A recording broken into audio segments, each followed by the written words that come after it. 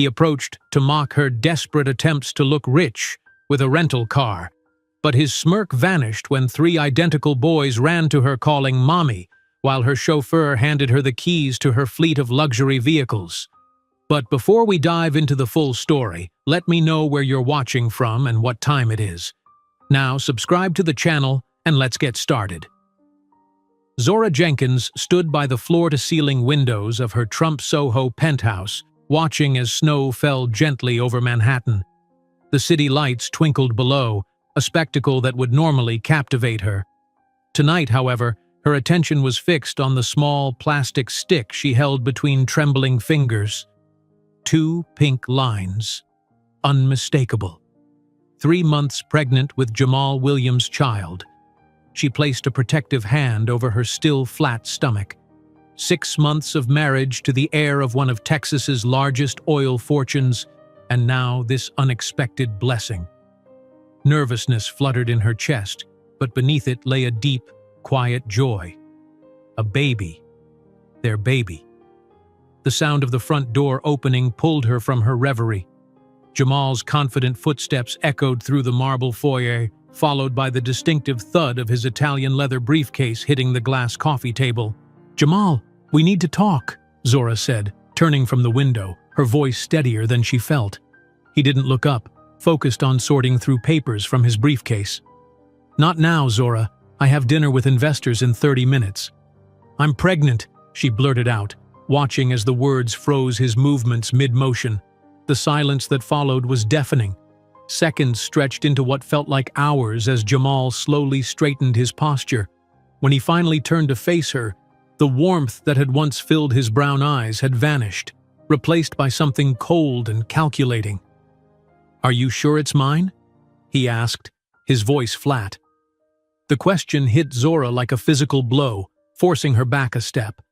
"How can you even ask that?" Jamal released a dry laugh, loosening his Hermes tie as if the mere conversation was suffocating him. "Let's be realistic, Zora. We both know this marriage was a mistake." "A mistake?"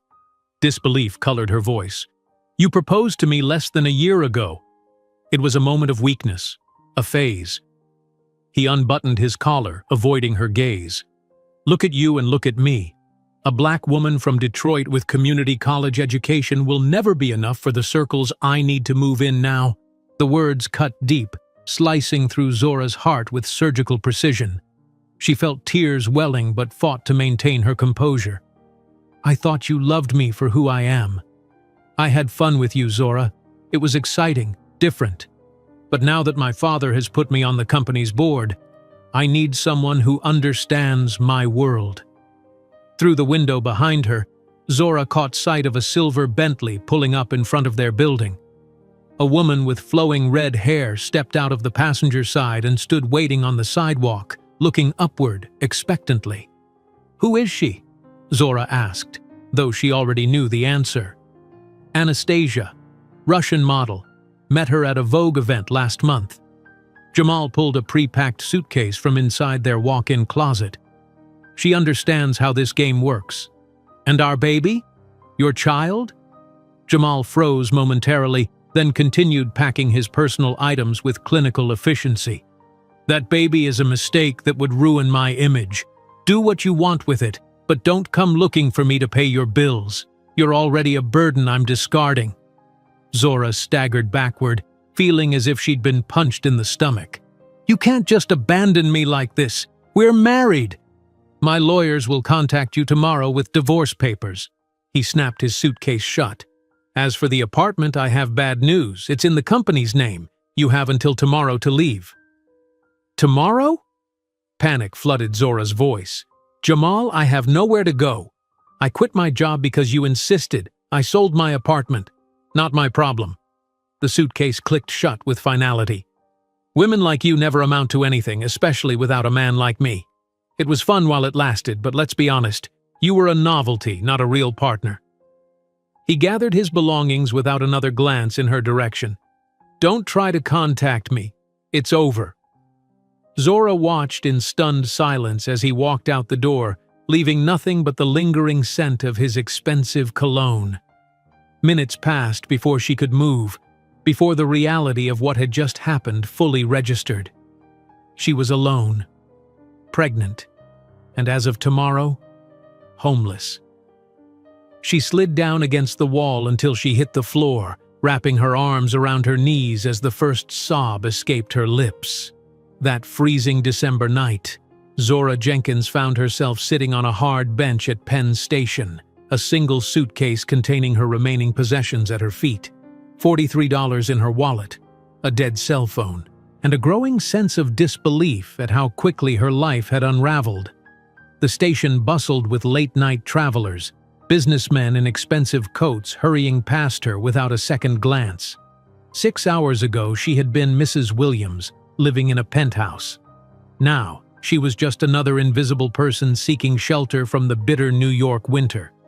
She had called everyone she knew in the city, only to discover that her friends were really Jamal's friends. None would risk his displeasure by helping her.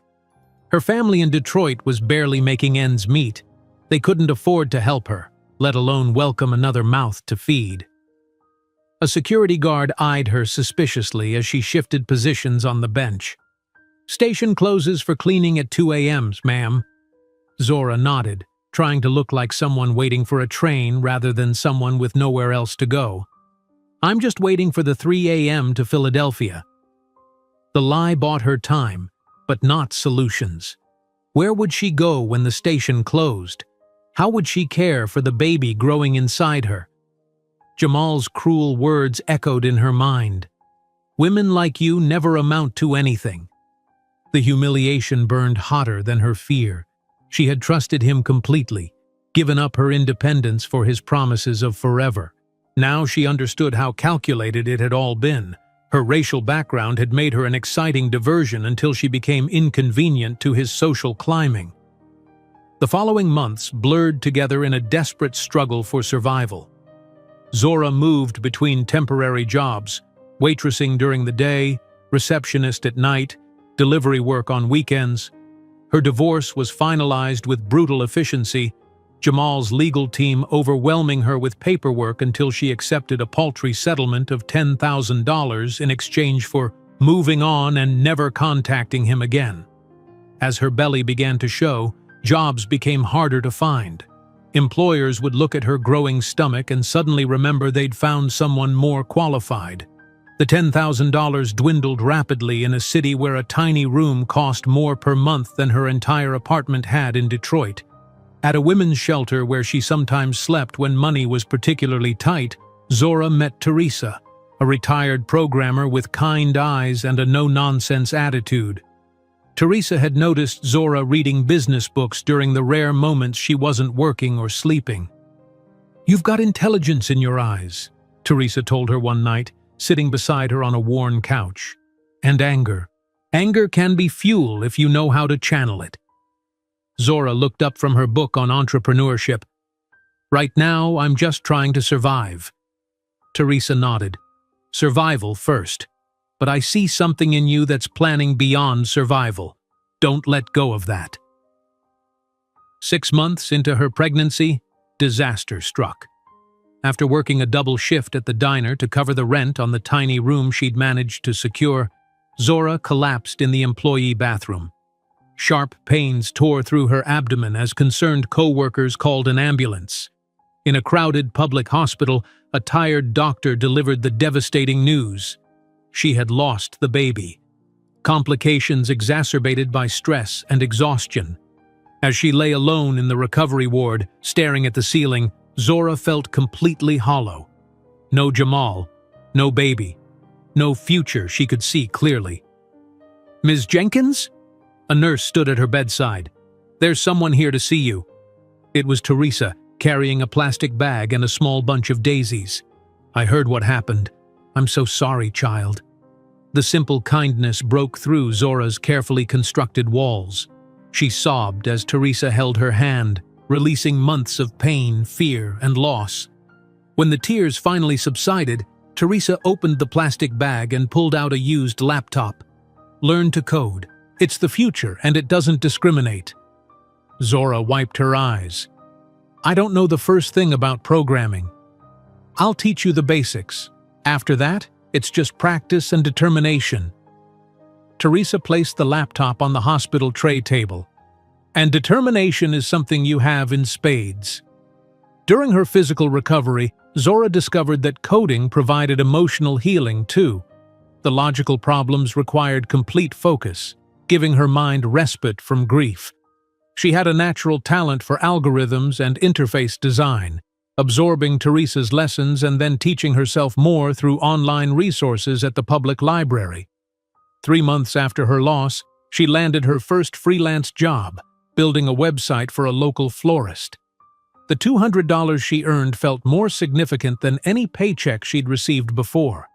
It was the first money she'd made using her mind rather than her body's labor.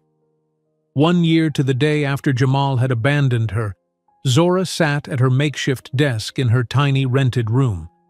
Teresa had brought over takeout to mark the occasion, though Zora hadn't told her its significance. "I have something to show you," Zora said, pulling out a notebook filled with diagrams and plans. "I'm designing an app that predicts consumer behavior patterns using behavioral psychology principles combined with data analysis." Teresa adjusted her glasses, studying the detailed notes. "This is sophisticated work, Zora, beyond beginner level." "I know." There was quiet confidence in Zora's voice that hadn't been there before. "I'm not just going to survive, Teresa. I'm going to build something so extraordinary that one day when he looks at me, he'll regret every word he said." Teresa raised an eyebrow. "Revenge?" "No," Zora replied, determination shining in her eyes.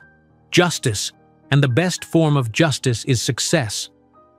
As snow fell outside her window, just as it had done 1 year ago in a penthouse across town, Zora couldn't know that her plan sketched in a cheap notebook would one day transform into a billion-dollar empire that would make the Williams Petroleum fortune look like pocket change in comparison. The next morning, Zora woke with a start, momentarily disoriented by the harsh fluorescent lights of Penn Station.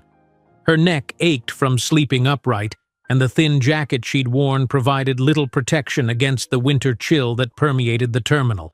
A security guard was nudging her shoulder, his face a mixture of annoyance and reluctant compassion. "Can't sleep here, miss. Station's opening for the morning rush." Zora straightened, wincing at the stiffness in her muscles. "Sorry, I was just waiting for my train," she lied, grabbing her suitcase. "Your train left hours ago or never existed," he replied skeptically, but then his voice softened. "There's a women's shelter on East 45th. They might have space." Mumbling thanks, Zora made her way to the restroom where she splashed cold water on her face and stared at her reflection. Dark circles framed her eyes, and her usually vibrant skin looked dull under the unflattering bathroom lights. 24 hours ago, she had been using Chanel skincare products in a marble bathroom. Now she was washing her face in a public restroom with harsh soap that left her skin feeling tight and stripped. Outside, Manhattan was awakening under a fresh blanket of snow. Business people hurried past, clutching coffee cups, their breath creating small clouds in the frigid air. Zora joined the stream of humanity, her pregnant body already feeling the strain of homelessness after just one night. The shelter on East 45th was full. So was the one on 39th. By midday, Zora had visited 4 different shelters, each turning her away with apologetic looks and suggestions to try somewhere else. Her feet ached inside boots not designed for extensive walking, and hunger gnawed at her stomach. "Eat something first," she whispered to her belly, using the last $5 in her wallet to buy a sandwich and a banana from a corner deli. By late afternoon, she had secured a spot at a women's shelter in Queens, a crowded facility with metal bunk beds and the pervasive smell of industrial disinfectant. As she placed her suitcase on the thin mattress assigned to her, Zora caught several women eyeing it speculatively. The designer luggage Jamal had bought her now felt less like a luxury and more like a target on her back. "First night?" asked an older woman with weathered skin, occupying the bunk beside hers. Zora nodded, unconsciously placing a protective hand over her stomach. "How far along?" the woman inquired, nodding at Zora's gesture. 3 months. Better hide anything valuable in that fancy case, the woman advised in a low voice, and sleep with your shoes under your pillow. That night, lying awake on the uncomfortable mattress, listening to the cacophony of snores, coughs, and muffled sobs around her, Zora felt the full weight of her new reality crash down. Pregnancy hormones amplified her emotions, and silent tears tracked down her temples into her hair. She curled around her still flat stomach, whispering promises to the tiny life inside her, promises she had no idea how she would keep. 2 weeks later, Zora sat across from Jamal's divorce attorney in an opulent midtown office. The contrast between them could not have been more stark. The lawyer in a bespoke suit that probably cost more than 3 months' rent in her former Detroit apartment. Zora in the only clean outfit she had left, a simple dress she'd bought at a thrift store the day before. "Mrs. Williams, my client is prepared to offer you a settlement of $10,000 on the condition that you sign these papers today and agree to never contact him again," the attorney stated, sliding a thick document across the polished mahogany table. Zora stared at the papers, nausea rising that had nothing to do with her pregnancy. $10,000? After he left me homeless and pregnant? The attorney's expression remained impassive. "My client disputes the paternity claim, and given your background, pursuing this matter would be lengthy and ultimately fruitless. $10,000 is quite generous considering the brevity of the marriage." Her background. The implication was clear. Who would believe a black woman from Detroit over the son of a prominent Texas oil family? The system wasn't designed for people like her to win against people like him. With trembling fingers, Zora took the pen. Each signature felt like betrayal to herself and her unborn child, but survival instinct overrode pride. $10,000 wouldn't last long in New York, but it was better than nothing. As she signed the final page, the attorney had the decency to look uncomfortable. "For what it's worth, Mrs. Jenkins," he said, reverting to her maiden name as the papers dictated, "I've handled many divorces, and this isn't typical." "You mean he usually waits until after the baby is born to abandon his wives?"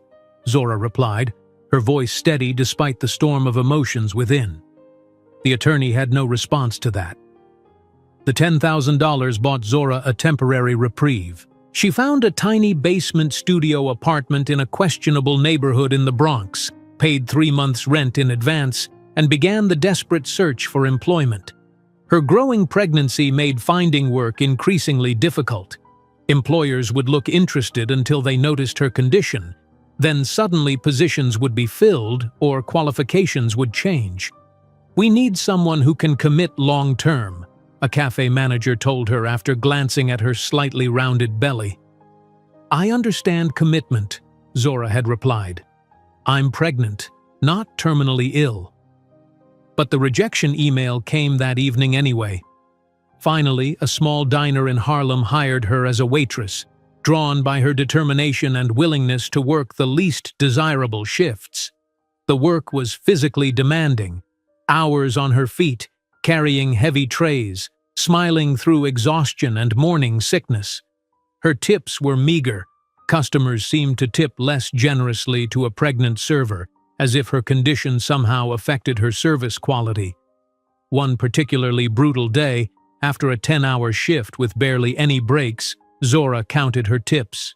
$27. Her feet were swollen, her back throbbed, and her ankles had nearly disappeared into puffy flesh that strained against her shoes. As she trudged up the subway stairs, a glossy magazine cover at a newsstand caught her eye. Jamal and his new Russian model girlfriend at a charity gala, his arm possessively around her waist, both smiling brilliantly for the cameras. The headline read, "Oil, Air, and Supermodel Heat Up Manhattan's Social Scene." Something inside Zora hardened as she stared at the image. She thought of the baby growing inside her, who would never know its father, who might never have the opportunities that Jamal's wealth could have provided. With renewed determination, she continued her climb, ignoring the protest of her tired body. By her 5th month of pregnancy, Zora had established a grueling routine. waitressing during the day at the diner, working as a night receptionist at a budget hotel from 8 p.m. to 2 a.m., then sleeping for a few precious hours before starting all over again. On Sundays, her only day off from the diner and hotel, she delivered packages by bicycle for a local courier service, her growing belly making balance increasingly challenging. Each night, she would empty her tips and meager wages into a coffee can labeled Baby Fund, counting the accumulated dollars and coins with fierce pride. The money was nowhere near enough, but it represented her refusal to be defeated. "We're going to be okay," she would tell her stomach each night before falling into exhausted sleep. "Somehow, we'll be okay." It was at the women's shelter, where she still occasionally went for free meals when money was particularly tight, that Zora met Teresa. A sharp-eyed woman in her 60s with salt and pepper hair pulled back in a practical bun, Teresa volunteered at the shelter teaching basic computer skills. She noticed Zora sitting alone in a corner during dinner, absorbed in a worn library book about business startups. "That's some heavy reading for dinner time," Teresa commented, sitting down across from her. Zora looked up, startled. "It's the only time I have to read." Teresa glanced at the book's title, then at Zora's exhausted face and swollen belly. "You're interested in business?" "I'm interested in not being poor forever," Zora replied bluntly. "In building something that can't be taken away." Teresa studied her for a long moment. "You have intelligence in your eyes, and anger. Anger can be fuel if you know how to channel it." For the first time in months, Zora felt seen, not as a charity case, not as a body to perform labor, but as a person with potential. The recognition brought unexpected tears to her eyes, which she quickly blinked away. "I don't know how to channel anything right now except surviving until tomorrow," she admitted. Teresa smiled, a knowing expression that suggested she'd been there herself. "Survival comes first, the rest follows." One particularly harsh evening, after being stiffed on tips by a large party that had kept her running for hours, Zora broke down in the diner's back alley. Leaning against the brick wall, she sobbed, for the baby she couldn't properly provide for the dreams she'd had to defer, for the humiliation of being discarded like garbage by a man who had promised to love her forever. "He said I would never be anything," she whispered to the indifferent New York sky. "That women like me never amount to anything without men like him." The words had embedded themselves in her psyche, appearing in her dreams, echoing in moments of weakness. Who was she to think she could overcome what Jamal had done? The system was designed for people like him to win and people like her to fade into obscurity. That night, returning to her basement apartment, Zora found Teresa waiting outside her building, holding a paper bag. "You missed computer class," the older woman said by way of greeting. "Brought you some leftovers from the shelter dinner." Zora accepted the bag gratefully. "Thank you, I had to work late." Teresa's shrewd eyes took in Zora's tear-stained face. "Men like him build fortunes on sand," she said unexpectedly. "Women like you build legacies in stone." Zora blinked in surprise. "How did you know I was thinking about him?" "Because I've been where you are, different circumstances, same story." Teresa handed Zora a business card with a phone number scribbled on the back. "When you're ready to build something, call me. I know people who might help."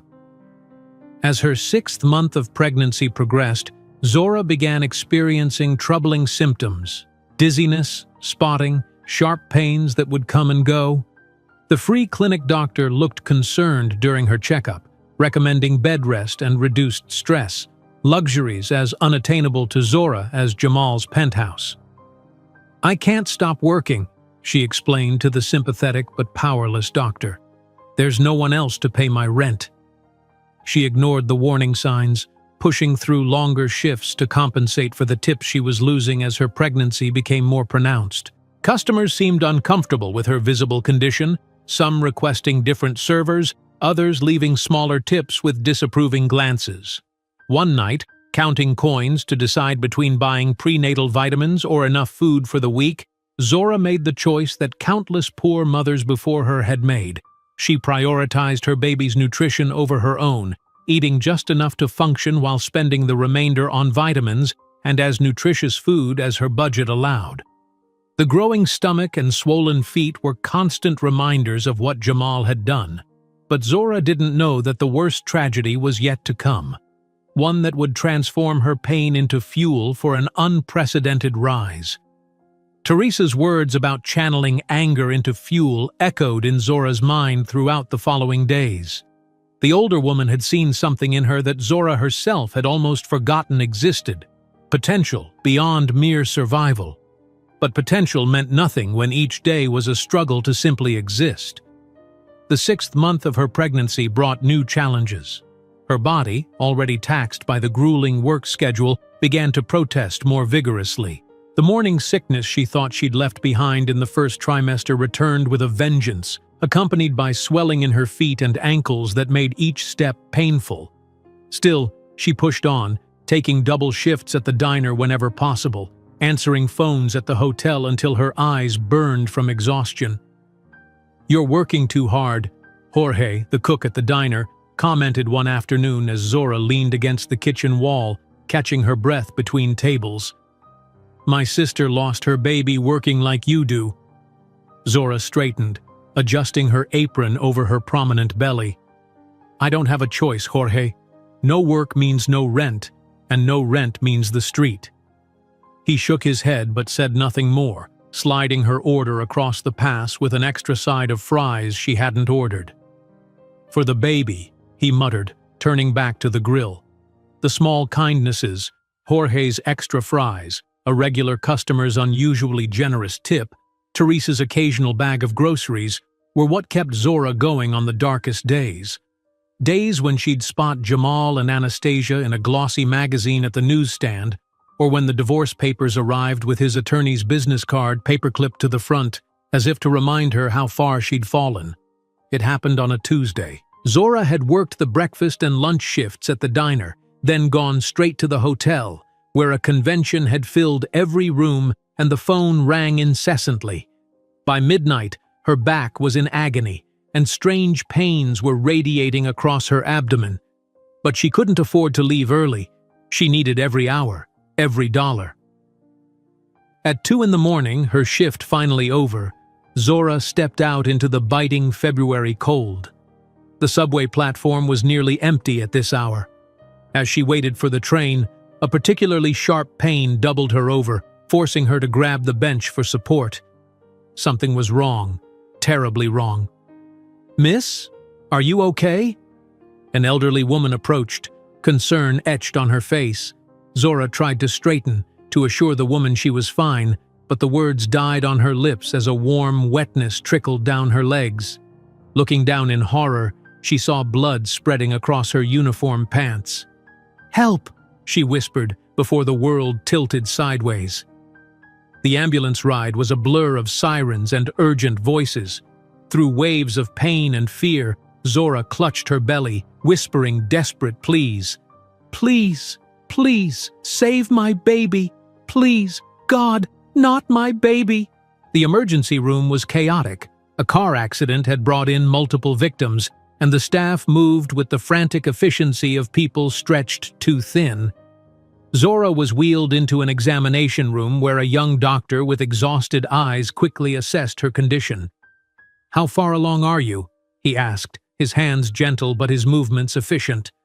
6 months, Zora managed through gritted teeth. "Something's wrong. Please help my baby." The next hours were a nightmare of medical terms, worried faces, and pain that eclipsed anything Zora had ever experienced. She was vaguely aware of being moved to another room, of an ultrasound machine being wheeled in, of the sudden silence that fell when the technician pressed the wand to her belly. "I'm sorry," the doctor said finally, his voice heavy with the weight of words he'd spoken too many times before. "We can't detect a heartbeat.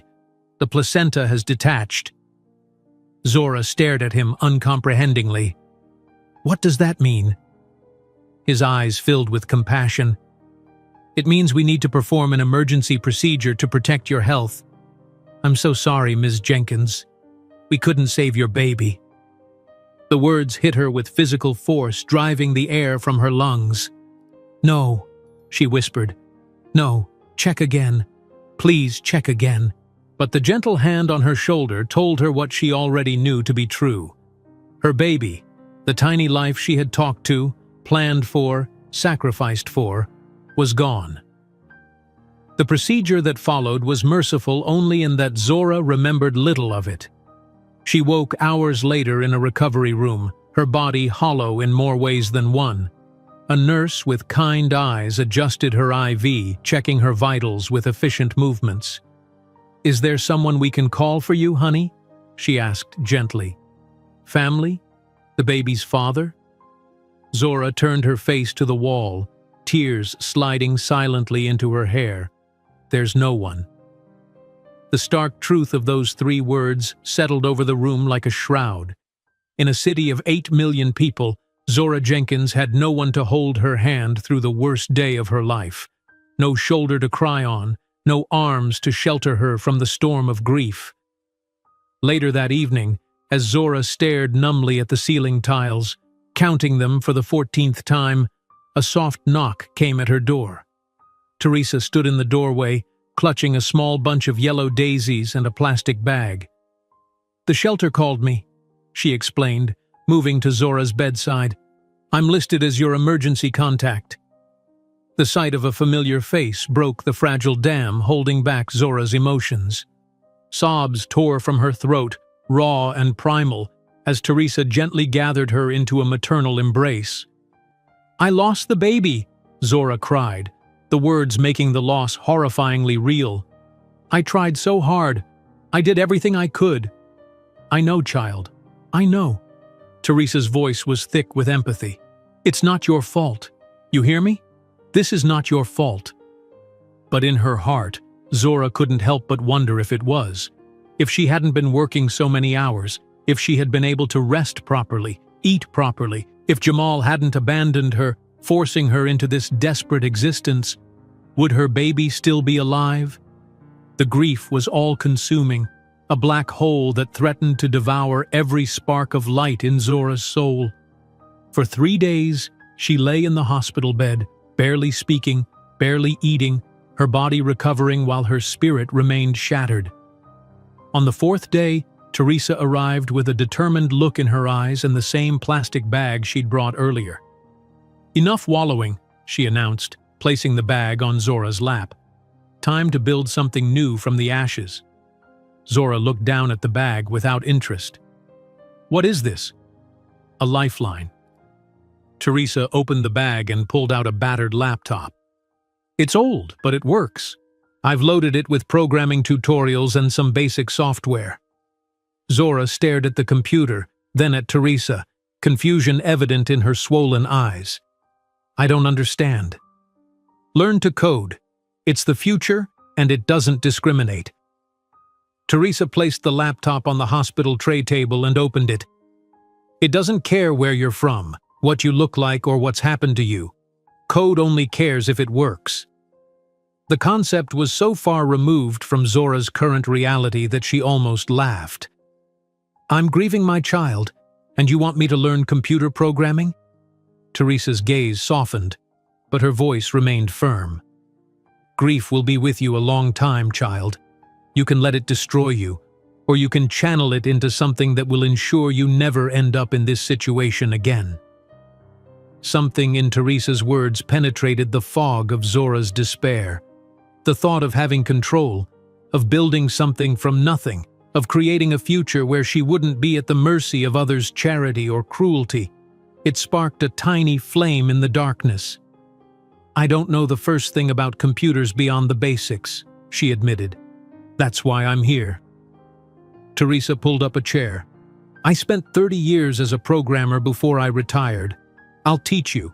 And so, in the sterile hospital room, with the ghost of her lost child hovering at the edges of her consciousness, Zora began to learn the language that would eventually transform her life. The weeks that followed were a slow crawl back to the world of the living. Zora's body healed faster than her heart, but the coding lessons provided a much-needed distraction from the crushing grief. When she was discharged from the hospital, Teresa helped her move to an even smaller but cheaper room, allowing her savings to stretch while she recovered. Physical work was out of the question for at least a month, the doctor had insisted. Instead, Zora poured herself into learning to code, often staying up until the early hours of the morning, her face illuminated by the blue glow of the laptop screen. HTML, CSS, JavaScript. The languages were logical, orderly, a stark contrast to the chaos of her emotions. "You have a natural aptitude for this," Teresa remarked one evening, reviewing Zora's practice website. "You visualize structure intuitively." Zora nodded absently, already thinking about how to fix a bug in her code. For the first time since the loss, she had found something that fully engaged her mind, temporarily muting the soundtrack of grief and self-recrimination that usually played in her head. The coding became therapy, a way to process her pain through the creation of something new. When memories of the hospital threatened to overwhelm her, she would dive deeper into a challenging problem. When she woke crying from dreams of holding a baby she would never meet, she would open the laptop and build digital architectures until dawn. 3 months after losing her baby, Zora created her first professional website, a simple but elegant online presence for a local florist who had supplied the hospital with fresh arrangements.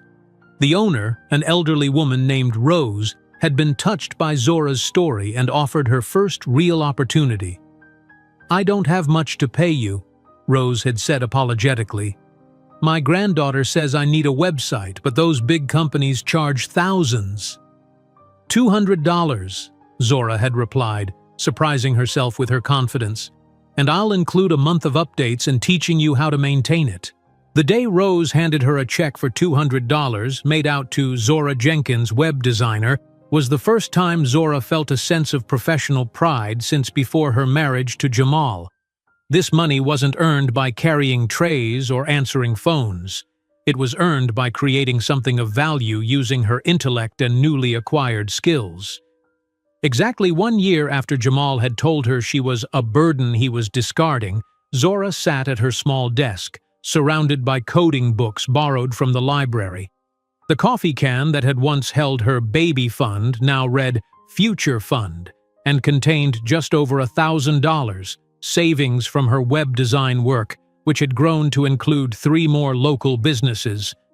Teresa arrived with takeout Chinese food, a small celebration of how far Zora had come in a year of almost unimaginable hardship. "I have something to show you," Zora said, pulling out a notebook filled with diagrams and flowcharts. "I'm designing an app that analyzes consumer behavior patterns using psychological principles combined with purchasing data." Teresa adjusted her glasses, examining the detailed sketches with growing amazement. "This is sophisticated work, Zora, way beyond beginner level." "I know." There was quiet confidence in Zora's voice that had been absent for a long time. "I've been researching at the business library. There's nothing exactly like this on the market." Zora flipped to a page titled ZW Ventures 5-Year Plan in bold letters. "I'm not just going to survive, Teresa. I'm going to build something so extraordinary that one day when he looks at me, he'll regret every word he said." Teresa raised an eyebrow, studying Zora's determined expression. "Revenge?"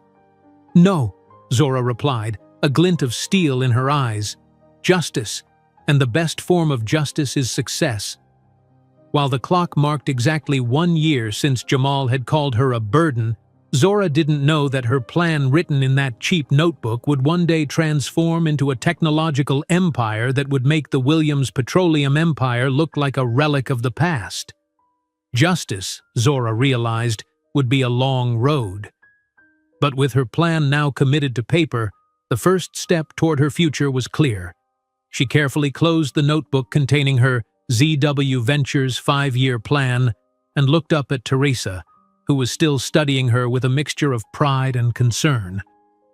"You have the talent," Teresa said, gathering the empty takeout containers. "But talent isn't enough in this industry. You'll need connections, credibility, and capital." 3 things that are systematically denied to people who look like us. Zora nodded, undeterred. Then I'll build them from scratch. 1 line of code, 1 client, $1 at a time.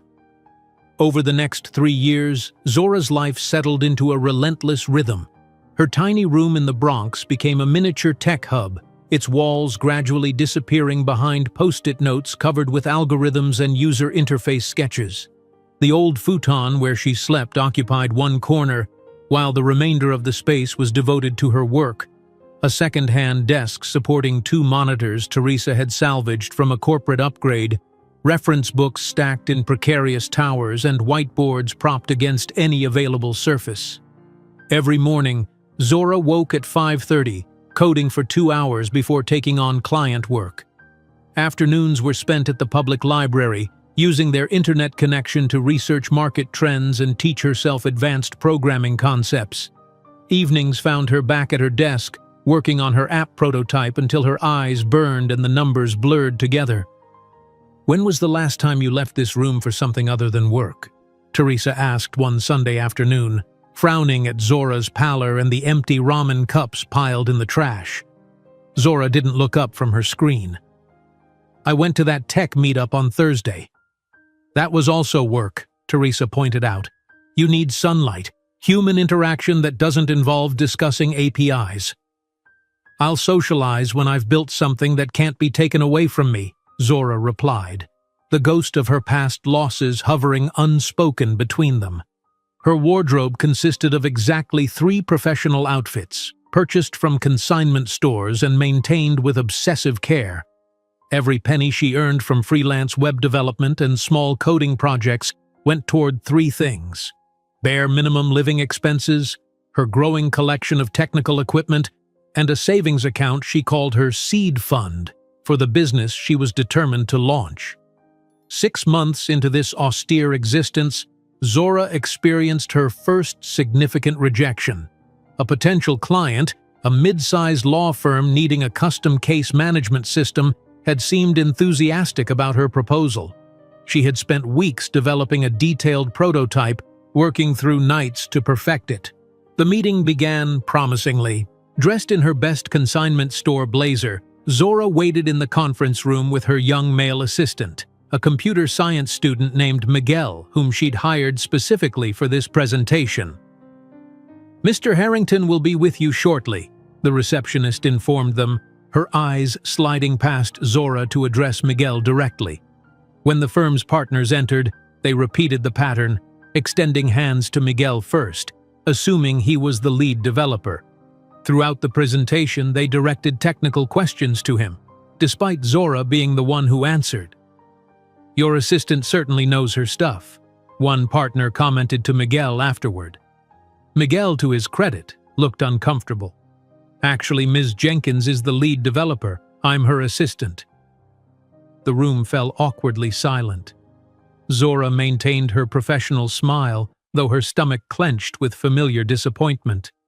"Well," Mr. Harrington said finally, not quite meeting her eyes, "we'll be in touch."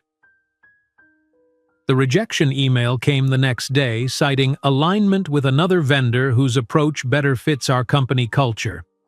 That night, Zora sat on her futon, exhaustion and frustration threatening to overwhelm her. On her laptop screen, a gossip site displayed Jamal at a charity gala, his arm around a blonde socialite who was not Anastasia. The caption identified her as his second wife. 2 divorces in 3 years, Zora murmured, studying the image.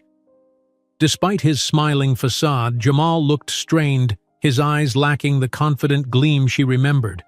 The article mentioned troubles at Williams Petroleum and pressure from the board in passing. She closed the browser, returning to her code. Whatever satisfaction she might have felt at his apparent difficulties was overshadowed by her own precarious position.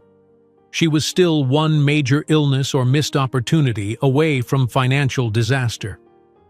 "Women like you never amount to anything," his voice echoed in her memory. "Watch me," she whispered to the empty room, fingers attacking the keyboard with renewed determination. The turning point came unexpectedly. After staying awake for 48 hours straight to complete a challenging project, Zora collapsed from exhaustion. Teresa found her unconscious on the floor when she came to deliver groceries. "This stops now," Teresa declared after Zora regained consciousness. "You're killing yourself, and for what? To prove something to a man who doesn't even know you exist anymore?" The harsh words penetrated Zora's single-minded focus. For the first time in months, she truly looked at herself, thin to the point of gauntness, dark circles, permanent fixtures under her eyes, her entire existence narrowed to work and revenge. "I need to succeed," she whispered. "You will," Teresa said, her voice gentling, "but not like this. Success built on self-destruction isn't success. It's just a different kind of failure." That intervention marked a subtle but crucial shift in Zora's approach. She began allowing herself one day off each week. She joined a community coding group, both to network and to experience human interaction. Slowly, she built connections in New York's burgeoning tech scene, not the high-flying venture capitalists, but the ground-level innovators, the overlooked talents, the ones with fire and determination like her own. On her 26th birthday, Zora attended a local tech competition, entering her behavior analysis app prototype. The judges, a diverse panel of industry veterans, watched her demonstration with increasing interest. "The algorithm predicts consumer choices based not just on past behavior," Zora explained, her voice steady despite her racing heart, "but on psychological principles of decision-making under various emotional states." A ripple of impressed murmurs spread through the audience. When she was announced as the winner, the prize, $5,000 and mentorship from a respected developer, felt like validation of the path she'd chosen. One of the judges, Michael Chen, approached her afterward. "That was impressive work. How long have you been developing this concept?" 3 years, Zora replied, working nights and weekends around client projects. Michael nodded thoughtfully. "I'd like to hear more. Are you seeking investment?" That conversation led to a meeting, which led to a series of increasingly serious discussions about funding. Michael, an angel investor who had made his fortune in early e-commerce, saw potential in Zora's approach that larger firms had missed. "Most behavior prediction tools look backward," he explained during their third meeting. "Yours looks forward. That's the difference between following trends and creating them." Yet even with Michael's interest, the path wasn't smooth. At a pitch meeting he arranged with fellow investors, Zora faced the familiar prejudices. "Have you considered bringing on a CEO?" one investor suggested, not quite meeting her eyes. "Someone with, more conventional experience to be the face of the company?" "You mean a white man?" Zora asked directly, years of struggle having eroded her patience for coded language. The uncomfortable silence that followed was broken by Michael's laugh. "She's right, you know, and she's twice as qualified as half the founders you funded last quarter, Thomas." 2 weeks later, Michael presented his offer, $250,000 for 15% of a company that existed only as a prototype and business plan. The terms were fair, the valuation realistic, but respectful. "Why?" Zora asked him directly. "Why invest in me when so many others wouldn't?" Michael considered her question seriously. "Because you solved a problem no one else is addressing, using an approach no one else thought of. That's what great founders do." He paused. "And because you've already proven you'll succeed regardless of obstacles. That's a quality I can't teach and money can't buy." On a crisp autumn morning, Zora signed the incorporation papers for ZW Tech, deliberately maintaining the initials from her married name as a constant reminder of what she was working to overcome. The Williams name that had once been weaponized against her would become part of her armor. Her first official act as CEO was hiring Sarah, a brilliant programmer whose resume had languished in rejection piles because she was a single mother with a special needs child, requiring flexible working hours. "I can't guarantee we'll succeed," Zora told her candidly, "but I can promise your family circumstances will never be held against you here." Teresa attended the modest office warming party in Zora's new workspace, a small but professional suite in a converted factory building in Brooklyn. They toasted with sparkling cider in plastic cups, surrounded by second-hand furniture and brand-new computers. "To ZW Tech," Teresa said, raising her cup, "and to proving him wrong." Zora shook her head, a small smile playing on her lips. "Not to proving him wrong. To building something so significant that his opinion becomes irrelevant." That night, alone in the quiet office after everyone had left, Zora opened her laptop and began typing an email to a contact at a small business journal. The subject line read, "ZW Tech Launch, Pioneering Predictive Consumer Behavior Technology." As she crafted the press release announcing her company to the world, Zora couldn't help but think about how far she'd come. From homeless and pregnant in Penn Station to CEO of her own startup, the journey had cost her dearly. But standing at the threshold of this new beginning, she felt something she hadn't experienced in years: hope. While savoring that cheap, sparkling cider, Zora couldn't possibly imagine that in just 5 years her small startup in Brooklyn would be valued at $50 million, attracting the attention of the financial world that had once considered her invisible. While savoring the cheap, sparkling cider, Zora couldn't help but reflect on how quickly circumstances could change. One moment, she was homeless in Penn Station. Now, she was CEO of her own startup. Though the pain of her losses remained, it had hardened into something useful, a core of determination that fueled every decision, every late night, every pitch meeting. 2 years passed in a blur of activity. ZW Tech grew from Zora and Sarah to a team of 15, each selected not just for their technical skills, but for qualities Zora valued more: resilience, creativity, and the hunger that came from being previously overlooked. They occupied the entire floor of the Brooklyn building now, the original small suite having expanded as neighboring tenants moved out. The space reflected Zora's practical sensibilities, functional but not flashy, with money invested in cutting-edge equipment rather than status symbols. "We need more server capacity," Javier, her lead engineer, reported one Monday morning. "The behavior prediction model is handling more data than we anticipated." Zora nodded, making a note. "I have a meeting with Michael this afternoon. We'll discuss expanding our next funding round." While ZW Tech was still burning through the initial investment, their progress had exceeded projections. The app's beta version was being tested by several small online retailers with promising early results. But Zora knew they needed a major client, a recognized name that would validate their technology to the broader market. The opportunity came through Teresa's unexpected connection.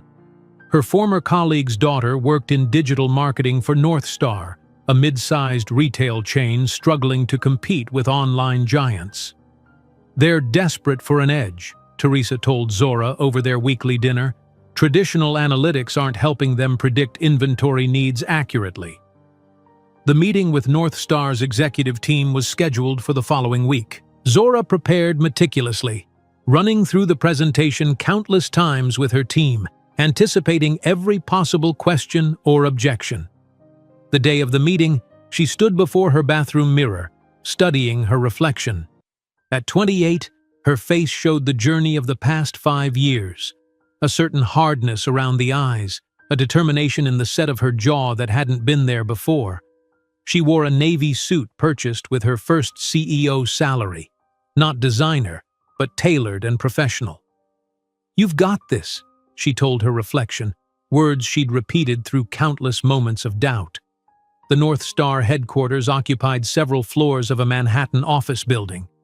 As the elevator climbed, Zora felt the familiar flutter of anxiety she still experienced before major presentations. But unlike the early days, when that feeling had threatened to overwhelm her, she now recognized it as energy she could channel. The boardroom held 8 executives, predominantly white men in their 50s, looking skeptically at the presentation materials Zora's team had distributed. "Ms. Jenkins," began the CEO, Gerald Morrison, "I'll be direct. We've seen dozens of analytics solutions promising to revolutionize our business. What makes yours different?" Zora smiled, having anticipated this opening. Most analytics tell you what happened yesterday. We tell you what will happen tomorrow. She nodded to Javier, who initiated the demonstration on the large screen. Your current system analyzes past purchases to predict future behavior. Our system incorporates psychological principles of decision-making to anticipate shifts before they occur. For the next hour, she walked them through the technology, explaining in accessible terms how their algorithm identified patterns invisible to traditional analytics. The executive's skepticism gradually transformed into cautious interest. "This looks promising on paper," said Morrison, "but we'd need to see real results before committing." "I propose a 90-day trial," Zora countered. "We'll integrate with your current system for your Northeast stores only. Compare the performance metrics, and if we don't deliver at least 20% improvement in inventory efficiency, you pay nothing." A murmur ran through the executives. It was a bold guarantee. 15% would be significant, the CFO noted. "We'll deliver 20, Zora stated with quiet confidence. "Because we're not just measuring what people bought, we're understanding why they bought it." 3 days later, the contract was signed. For the next 3 months, Zora practically lived at the office, sleeping on a cot she installed in her private room. The North Star integration was the company's make-or-break moment, and she was determined that nothing would go wrong. The implementation required customizing their algorithm to North Star's specific customer base and inventory. Zora worked alongside her team, coding through nights, ordering midnight pizzas, and troubleshooting problems in real time. "You need to sleep," Sarah told her after finding Zora at her desk at 4 in the morning for the 3rd consecutive night. "I'll sleep when we succeed," Zora replied, not looking up from her screen. When the 90-day trial concluded, the results exceeded even Zora's optimistic projections. North Star's Northeast stores showed a 32% improvement in inventory efficiency and a 28% increase in sales. The system had accurately predicted a sudden surge in demand for home fitness equipment 2 weeks before competitors noticed the trend, allowing North Star to stock accordingly and capture market share. The email from Morrison arrived on a rainy Tuesday morning. "What you did is magic. When can you implement company-wide?" That evening, Zora took her team out to celebrate, not to a fancy restaurant but to the small diner where she had once worked as a waitress. The owner recognized her and insisted on serving them personally. "Look at you now," he said proudly, as if her success somehow reflected on him. "Always knew you were meant for bigger things." Zora smiled politely, saying nothing about the times he'd denied her breaks when her pregnant feet were swollen beyond recognition. Some victories were best savored silently. The North Star success opened doors previously closed to ZW Tech. Zora was invited to speak on a technology panel at a regional conference, her first public appearance as a tech founder. Teresa helped her prepare, coaching her through the anxiety that still surfaced when she thought about being judged. "Remember," Teresa said as they rehearsed in Zora's modest Brooklyn apartment, "you've earned your place on that stage. Your technology works. That's what matters." The panel discussion focused on emerging trends in consumer analytics. Initially nervous, Zora found her voice when another panelist, a venture capitalist with minimal technical knowledge, made a dismissive comment about simple pattern recognition. "There's nothing simple about it," Zora interjected, her quiet voice somehow cutting through the conversation. She proceeded to explain the complex interplay of behavioral psychology and data science that informed her company's approach, speaking with such clarity and authority that the audience was visibly captivated.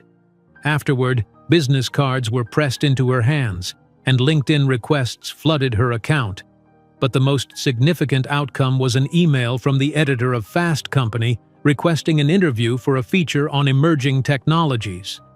The article, published 3 months later, bore the headline, "The Invisible Queen of Behavioral Analysis," above a professional photograph of Zora standing before a wall of code, arms crossed, expression confident but approachable. The piece detailed her innovative approach to consumer prediction and hinted at her remarkable personal journey without specific details which Zora had declined to provide. "Some stories aren't ready to be told," she had told the persistent reporter. The morning the magazine hit newsstands, Zora bought a copy at the corner store near her apartment. Seeing her face on the cover felt surreal, a validation she had scarcely allowed herself to imagine during those dark days in Penn Station. Her phone rang as she was studying the article. It was Michael. "Have you seen the offers yet?" he asked without preamble. "What offers?" "Check your email. 3 acquisition inquiries already, and the West Coast isn't even awake yet." The offers continued throughout the day. By evening, 7 different companies had expressed interest in acquiring ZW Tech, with preliminary valuations ranging from $20 to $40 million. Zora sat in her apartment that night, the magazine open on her coffee table, her laptop displaying the most serious offer, $45 million from a major tech conglomerate, contingent on due diligence. For the first time since founding the company, she allowed herself to imagine an exit. With that money, she could be financially secure for life. She could buy a proper home, invest, perhaps even start another venture under less desperate circumstances. Yet something held her back. The company was just beginning to realize its potential. The North Star implementation had proven their technology worked at scale, but Zora knew they had barely scratched the surface of possible applications. The following week brought a new development. While getting coffee at a small cafe near her office, a man approached her table. "Ms. Jenkins, I'm sorry to interrupt, but I just wanted to say your work on predictive analytics is revolutionary. I'm James Harlow from Sentinel Tech." It was the first time Zora had been recognized in public. The sensation was strange but not unpleasant. "Thank you," she replied, gesturing for him to join her. What followed was an informal but detailed discussion of behavioral analytics that eventually led to Sentinel becoming ZW Tech's second major client. By the time Zora turned 30, ZW Tech employed 37 people and had moved to larger offices in Brooklyn's tech corridor. The company was profitable, with a valuation approaching $50 million. Zora herself had finally moved from her tiny Brooklyn apartment to a modest but comfortable 2-bedroom in Chelsea, though she still lived far below her means, investing most of her salary back into the company. It was there, in her new living room with its view of the city skyline, that Zora received the call that would change everything again. "Ms. Jenkins, I'm calling from Vertex Global," said the crisp voice on the line. "Our CEO would like to discuss acquiring ZW Tech. We're prepared to offer $50 million, with you remaining as division head for at least 3 years post-acquisition." The offer was comprehensive, not just financial security, but continued control over her technology and team. After a week of intense negotiation, legal review, and soul-searching, Zora agreed to the acquisition with specific conditions: complete autonomy for her division, guaranteed funding for research, and, most importantly, freedom to pursue her next venture without restriction. The day she signed the acquisition papers, Zora's hand trembled slightly. Memories of another life-changing signature, her divorce papers, flashing unexpectedly. But this time, she was signing from a position of power, not desperation. "Congratulations," said the Vertex CEO as flashbulbs popped, capturing the moment for the business press. "You've built something remarkable." Later that evening, alone in her apartment, Zora allowed herself a moment of pure, unadulterated pride. Opening her laptop, she navigated to a private folder containing images she rarely viewed: screenshots of gossip articles about Jamal, clippings about Williams Petroleum's struggles, a saved copy of her divorce papers. She had kept them as fuel during the darkest times, reminders of what she was fighting to overcome.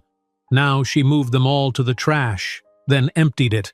She no longer needed external motivation.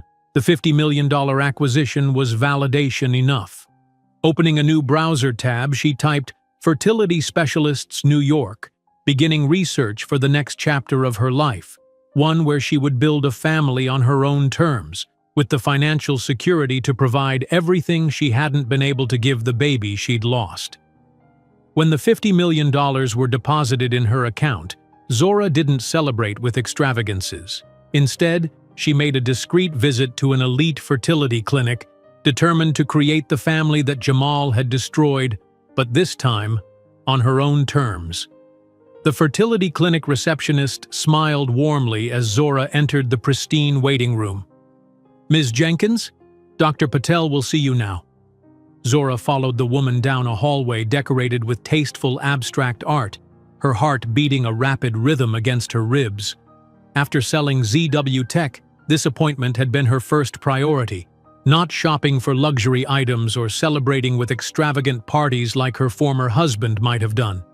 Instead, she was pursuing something far more precious than material wealth.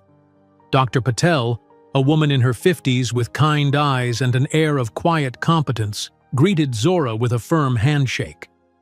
"I've reviewed your medical history. You mentioned a previous pregnancy loss at 6 months?" Zora nodded, the familiar ache resurfacing briefly. "Yes, 4 years ago. I was under significant stress at the time." "I'm sorry for your loss," Dr. Patel replied, her voice genuine. "But physically, there's no reason you shouldn't be able to carry a healthy pregnancy now. Your circumstances have changed considerably, I understand?" "Yes," Zora confirmed. "My company was recently acquired. I'm financially stable, with flexible working arrangements." "And the father?" Dr. Patel asked, glancing down at the intake form where Zora had left that section blank. Zora met her gaze steadily. "There won't be one. I'm choosing to do this on my own." A flicker of surprise crossed the doctor's face before she nodded professionally. "I see. We'll need to discuss sperm donor selection then." "Will that be a problem?" Zora asked, a defensive edge creeping into her voice. Dr. Patel smiled reassuringly. "Not at all. Many women choose this path now. I simply need to understand your situation to provide appropriate care." Relief washed over Zora. She had braced herself for judgment, for the same skeptical looks she'd encountered in the business world when she deviated from expected norms. As they discussed the process of in vitro fertilization, Zora felt a growing sense of reclamation. This pregnancy would be entirely on her terms, planned, wanted, and protected by the success she'd built from nothing. 2 months later, Zora stood in an empty floor of a Flatiron District building, surveying the space that would become the headquarters of ZW Ventures, her vision beyond the constraints of the acquisition deal. Sunlight streamed through the large windows, illuminating the dust particles dancing in the air. "I want to remove these interior walls," she told the contractor, gesturing to the partitioned offices. "More light, more openness. I want people to see each other, to collaborate naturally." "That'll add to the budget," the contractor noted, making calculations on his tablet. "It's worth it," Zora replied without hesitation.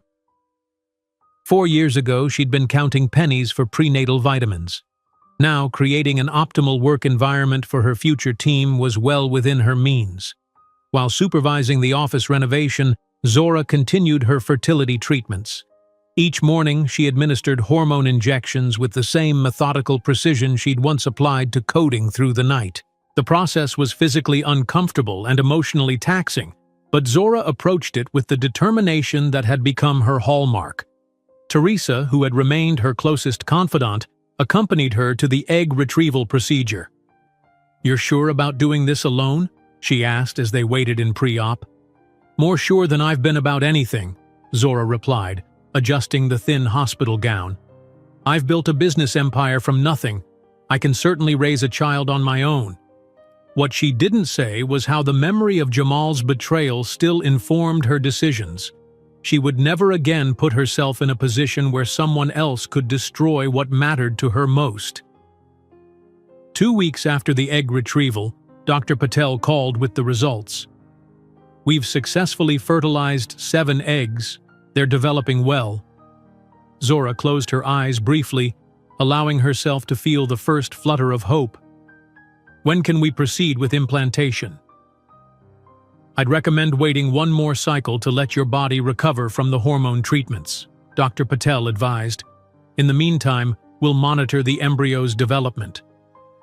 That evening, Zora walked through her newly renovated office space, now furnished with ergonomic workstations and state-of-the-art technology. She'd been methodically recruiting a team of brilliant minds, many of whom had been overlooked by larger tech companies due to unconventional backgrounds or family circumstances. Ms. Williams, her new assistant Morgan, approached with a stack of resumes. These are the final candidates for the AI development team. Zora had legally reclaimed the Williams surname after the acquisition, a decision that had surprised Teresa. Why keep his name? Her mentor had asked. Because every time someone calls me Williams, I'm reminded of what I overcame, Zora had explained. And because someday when people hear Williams, I want them to think of my company, not his. As Zora reviewed the candidates, she noticed a pattern in those she'd shortlisted. Nearly all were women, many with advanced degrees but employment gaps or lateral career moves that had likely caused other companies to pass them over. We should reach out to Dr. Chen immediately, she told Morgan. Her research on predictive algorithms is exactly what we need, even if she's been out of the industry for 3 years raising her child. 1 month later, on a crisp autumn morning, Zora sat in Dr. Patel's office receiving the most surprising news of her life. 3 embryos have successfully implanted, Dr. Patel explained, pointing to the ultrasound screen where 3 distinct sacs were visible. You're carrying triplets. Zora stared at the screen, momentarily speechless. Triplets? Are you certain? Quite certain, Dr. Patel confirmed. I should mention that multiple pregnancies carry higher risks. Some patients choose selective reduction to improve outcomes. No, Zora responded immediately, instinctively placing her hand over her still flat stomach. No reduction. I'll carry all 3. Driving home from the appointment, Zora pulled over when emotions overwhelmed her. 3 heartbeats, 3 children. After losing 1 baby in such tragic circumstances, the universe was giving her 3. Tears streamed down her face as she called Teresa. I'm having triplets, she said, when Teresa answered, her voice breaking with joy and disbelief. Triplets, Teresa exclaimed. Oh, Zora, the universe is compensating you, child. The thought had crossed Zora's mind as well. What Jamal had taken from her was being returned 3-fold. As her pregnancy progressed, Zora refused to slow down.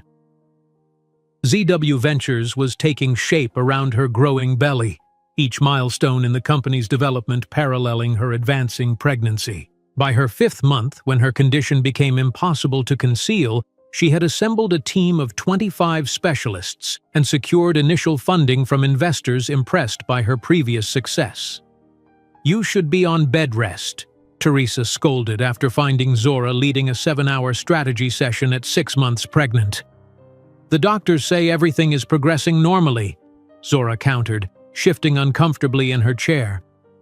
Carrying triplets was physically demanding, her petite frame struggling to accommodate 3 growing babies. Nevertheless, she continued working 14-hour days, now conducting meetings from a specially designed chair that supported her back. Her team watched with a mixture of awe and concern as their visibly pregnant CEO outlined complex technical strategies and negotiated with potential clients, never once using her condition as an excuse to lower her standards. In her 7th month, a complication arose. At a routine checkup, Dr. Patel noted elevated blood pressure and protein in Zora's urine, early signs of preeclampsia. I'm admitting you to the hospital, she said firmly. You need constant monitoring. For the first time since starting her fertility journey, Zora felt real fear. The memory of her previous loss surged forward, threatening to overwhelm her hard-won confidence. Will they be okay? She whispered, hands protectively cradling her enormous belly. We're going to do everything possible to ensure they are, Dr. Patel assured her. But you need to rest. Actual rest, not working from a hospital bed. That promise lasted approximately 12 hours. By the following morning, Zora had converted her hospital room into a command center, with Morgan shuttling documents, her laptop open beside her, and video conferences scheduled around the nurses' visits.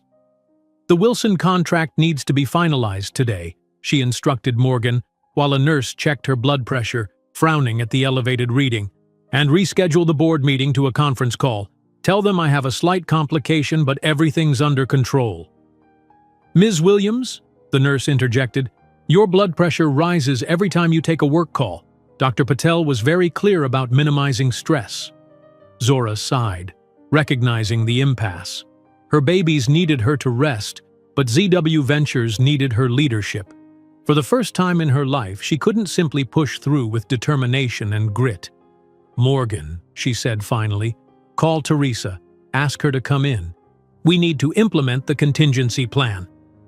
The contingency plan, which Zora had developed but hoped never to use, temporarily elevated her 3 department heads to an executive committee with Teresa as advisor. For the remaining weeks of her pregnancy, Zora would focus solely on her health and the babies. It was the hardest decision she'd ever made, surrendering control of her fledgling company at such a crucial stage. But as she felt the movements of 3 little lives inside her, she recognized that some things were more important than business success. 2 weeks later, at 34 weeks gestation, Zora went into labor. The delivery room was a flurry of activity: doctors, nurses, equipment for 3 premature newborns. Despite the planned C-section, Zora insisted on remaining alert. "No additional sedation," she told the anesthesiologist. "I want to be present for every moment." Maya came first, a tiny bundle with a surprisingly strong cry. Elijah followed 1 minute later, smaller than his sister but equally vocal. Zach arrived last, silent at first, causing a moment of heart-stopping fear before a lusty wail indicated his fighting spirit. As the nurses placed the swaddled infants near Zora's head, allowing her to see them while the surgeons completed their work, she felt a sense of completion she'd never experienced before. These 3 perfect beings were hers, created from her determination, carried through adversity, born into a world where they would want for nothing. "Hello, my loves," she whispered, tears streaming down her face. "We've been waiting for you." In the recovery room, as Zora drifted in and out of consciousness, a nurse took a photo that would later become famous in business circles. Zora in the hospital bed, 3 tiny babies in her arms, laptop open beside her as she conducted a $5 million deal via video conference, her voice never wavering despite her recent major surgery. Looking at the 3 perfect faces of her children, Zora silently promised that they would never know rejection or abandonment, but she couldn't predict that 10 years later, the man who had abandoned her pregnant would be face to face with the family she had built alone. Looking at her children's perfect faces, Zora made a silent promise they would never know the pain of rejection she had experienced. The 3 tiny beings in the NICU incubators, connected to monitors with gentle beeping sounds, represented everything she had fought for, a future entirely on her terms. The doctors kept the triplets in the hospital for 3 weeks, standard procedure for babies born at 34 weeks. Zora refused to leave, converting a private room into a temporary office. Against medical advice, she was back on video calls within 48 hours of her C-section, wincing through the pain as she approved critical decisions for ZW Ventures. "You're pushing too hard," Teresa scolded, watching Zora attempt to stand unassisted 5 days post-surgery. "I've built this life for them," Zora replied, nodding toward the NICU. "Every minute I spend building the company is an investment in their future." By the time Maya, Elijah, and Zach were cleared to go home, Zora had secured a spacious 3-bedroom apartment in Chelsea with a dedicated nursery. She had hired Claudia, an experienced night nurse with impeccable references, to help manage the overwhelming logistics of caring for 3 newborns while running a company. "Will you be returning to the office full-time, Ms. Williams?" Morgan asked during their first meeting after the births. Zora considered the question while holding Zach, the smallest of the triplets. "No. We'll convert the 3rd bedroom into a home office. I'll work from here 3 days a week and go into the office for 2. This unconventional arrangement raised eyebrows among traditional investors, but Zora remained unmoved by their concerns. She had learned through bitter experience that conforming to others' expectations came at too high a price. The early months passed in a sleepless blur. Zora would feed one baby while on conference calls, review contracts during rare quiet moments, and sometimes conduct meetings with a sleeping infant strapped to her chest. The physical toll was immense, her body still recovering from major surgery while adapting to the demands of motherhood, but she refused to separate her professional and maternal identities. Most CEOs wouldn't bring a baby to an executive meeting, commented one board member when Zora arrived with Maya cradled in a sling. Most CEOs haven't given birth to triplets while launching a company, she replied evenly. We can either acknowledge that women executives have children, or we can continue pretending work happens in a vacuum separate from life. The comment, reported in a business blog covering women in technology, sparked a minor sensation. Overnight, Zora became a symbol for working mothers in leadership positions. Invitations for speaking engagements flooded in, most of which she declined, focusing instead on the 2 priorities that consumed her children and her company. By the triplets' first birthday, ZW Ventures had expanded to occupy 3 floors in the Flatiron building.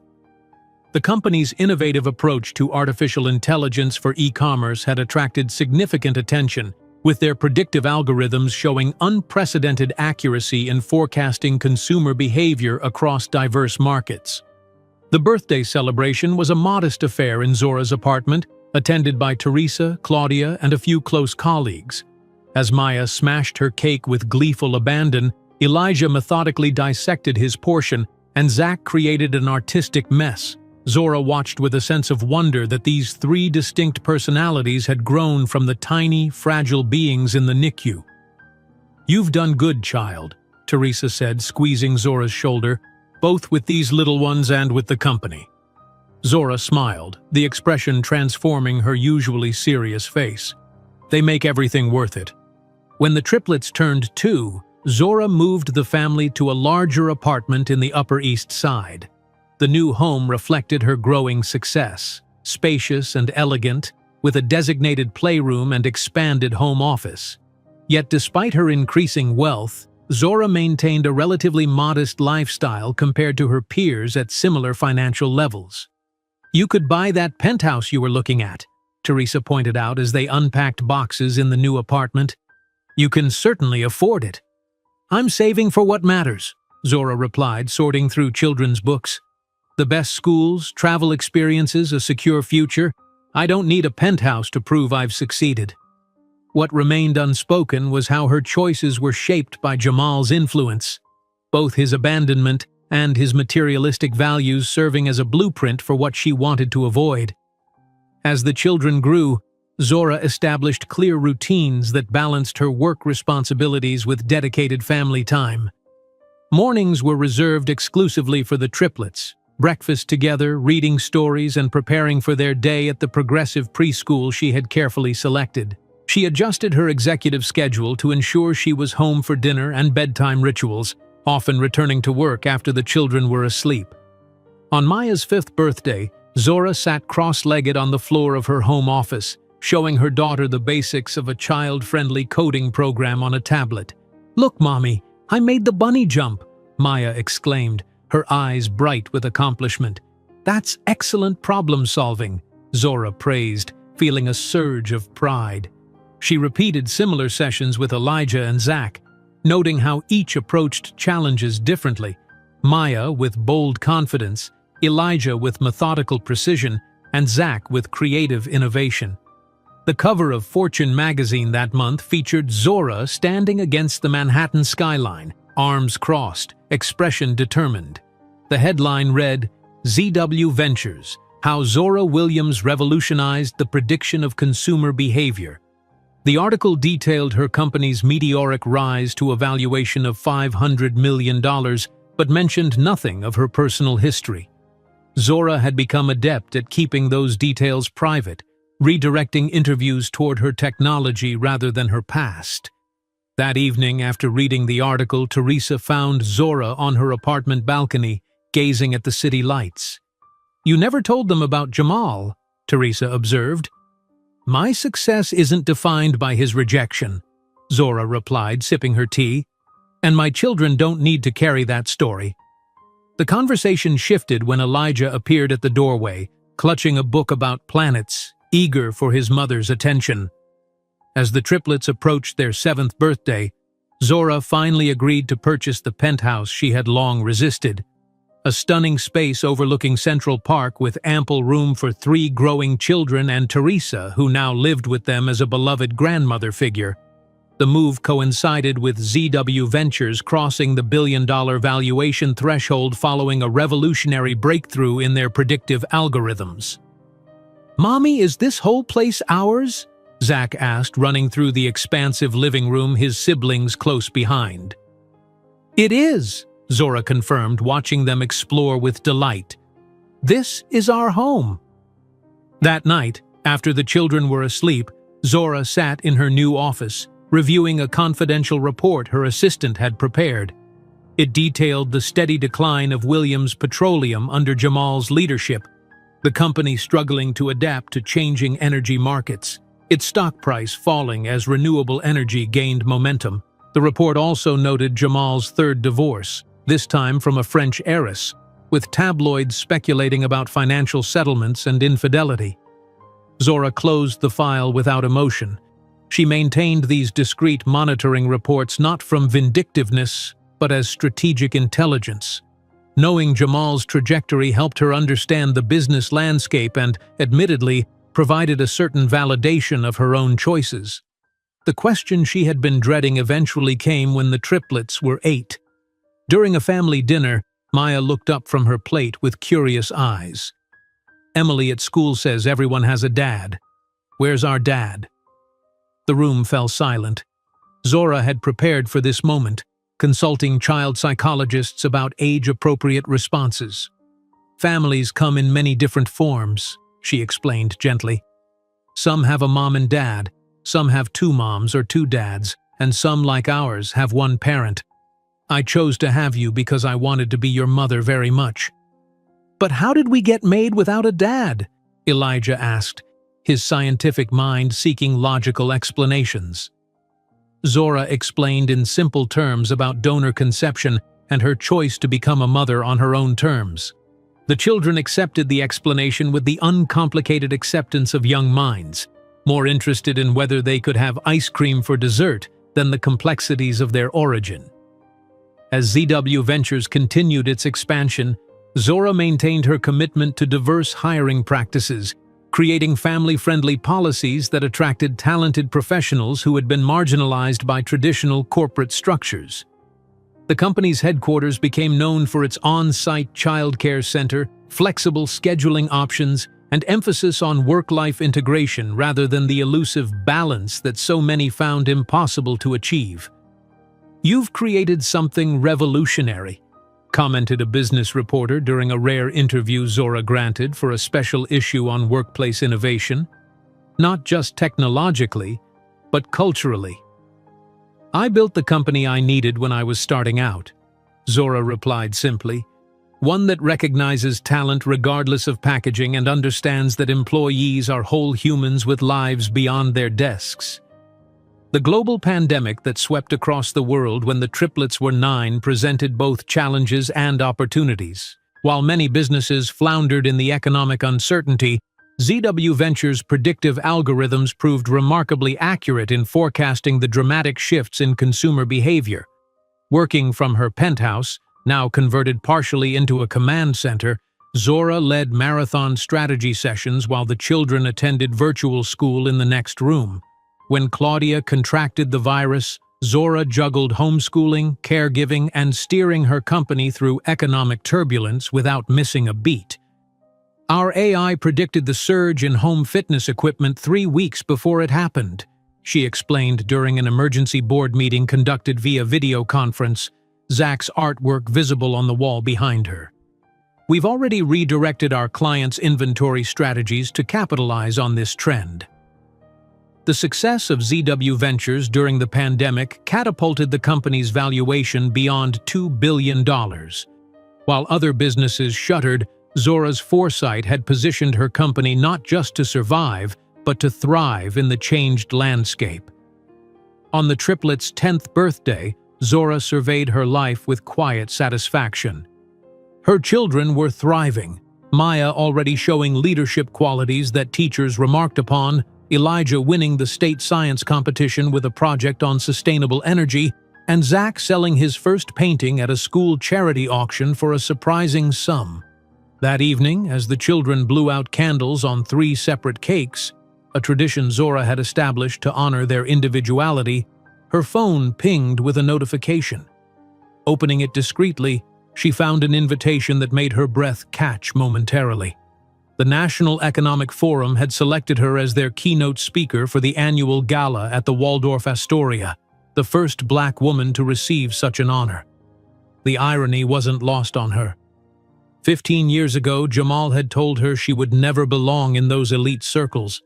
Now she would be the central voice defining the future of American business, addressing the very power brokers who had once been his peers.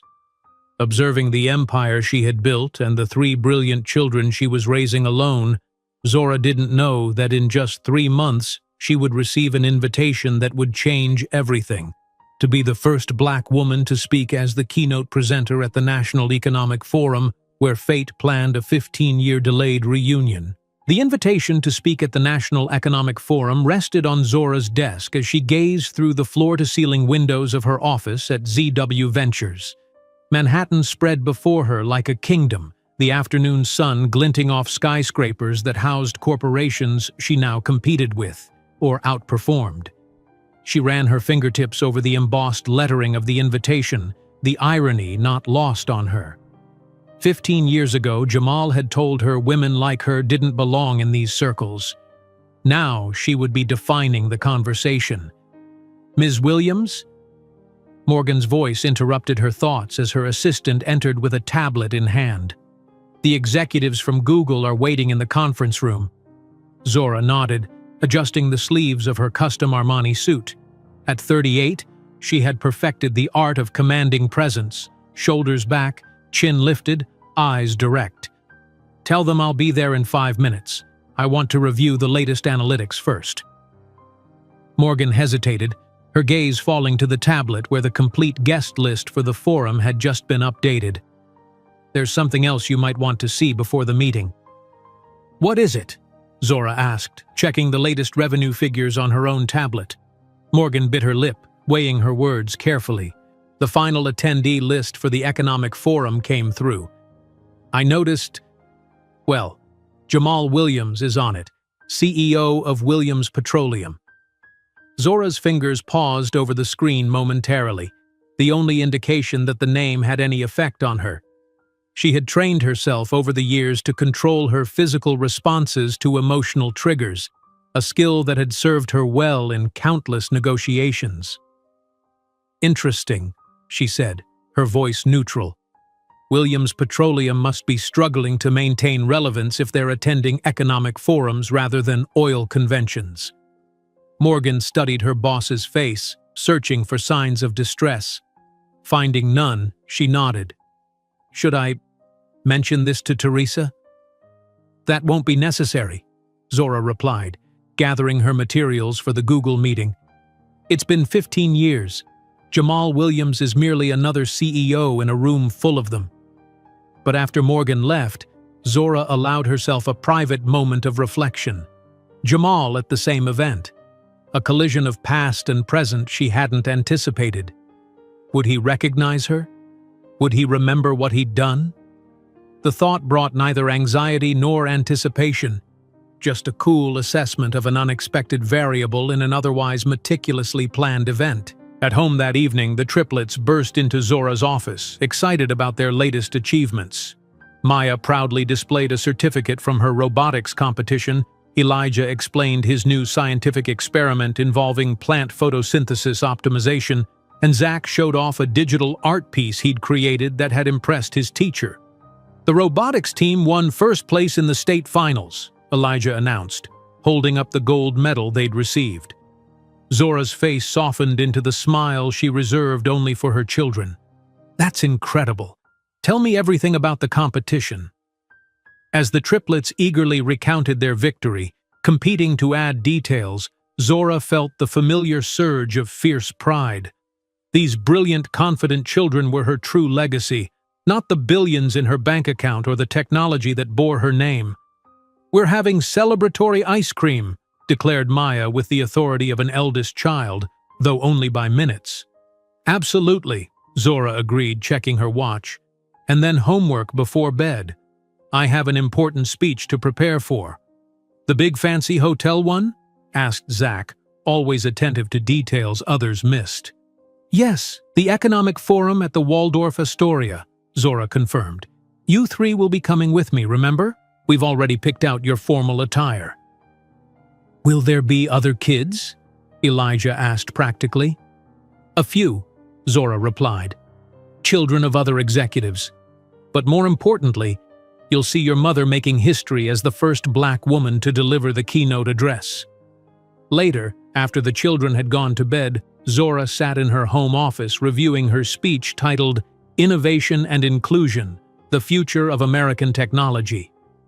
Teresa brought her a cup of chamomile tea, settling into the chair opposite her desk.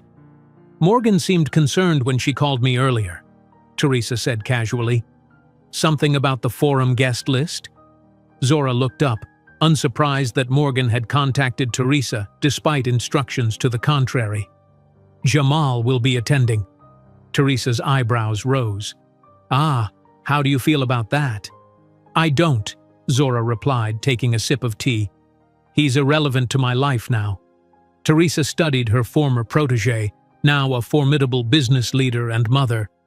"You've come so far that it's easy to forget what you endured. Seeing him might bring back memories you've sealed away." "I've never sealed them away," Zora corrected her. "I've integrated them. Everything I am, everything I've built, exists partially because of what he did. I wouldn't have my children, this company, this life if he hadn't shown me exactly who he was 15 years ago." Teresa nodded, acknowledging the truth in Zora's words. "Will you speak to him if he approaches you?" "With the same professional courtesy I'd extend to any other CEO," Zora replied, returning to her speech draft. "Nothing more, nothing less." The following morning, Zora led a full executive team meeting to finalize preparations for the product launch that would follow the Economic Forum. Her leadership style had evolved over the years, still demanding excellence, but now with a confidence that inspired rather than intimidated. Her team, diverse in background but unified in vision, had helped build ZW Ventures into a technology powerhouse that had fundamentally changed how businesses understood and responded to consumer behavior. "The pandemic proved our algorithms are light years ahead of competitors," summarized Amir, her chief technology officer. "We predicted consumer shifts that nobody else saw coming. Which is precisely why I want to emphasize ethical implementation in my keynote," Zora noted. "With great predictive power comes great responsibility. We need to lead the conversation on using these tools to benefit society, not just corporate profits."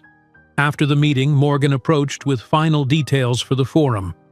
"Your stylist has confirmed the Versace gown for the event, and Claudia has arranged for the children's formal wear fittings tomorrow. Also, Teresa asked me to reserve additional security for the evening." Zora raised an eyebrow.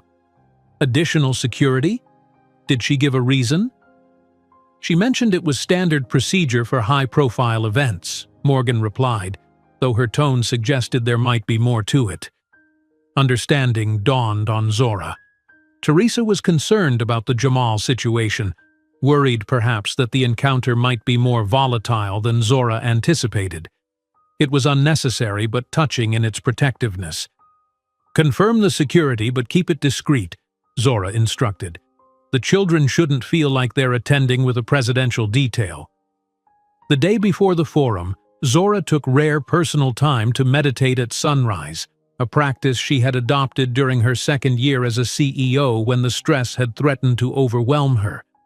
Seated on her penthouse balcony overlooking Central Park, she reflected on the journey that had brought her here. From that freezing night at Penn Station to this moment, preparing to address the most powerful business leaders in America, the path had been neither straight nor easy.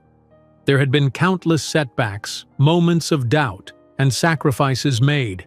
Yet through it all, she had maintained her vision of creating something meaningful, something that couldn't be taken away. Her phone buzzed with a text from Morgan. Final guest list attached. Williams Petroleum down to 3 attendees from 5. JW still confirmed. Zora put the phone down without responding. The fact that Williams Petroleum had reduced their presence suggested financial constraints, another indication of the company's declining fortunes. A small, deeply buried part of her felt a flicker of satisfaction at the symmetry of it all.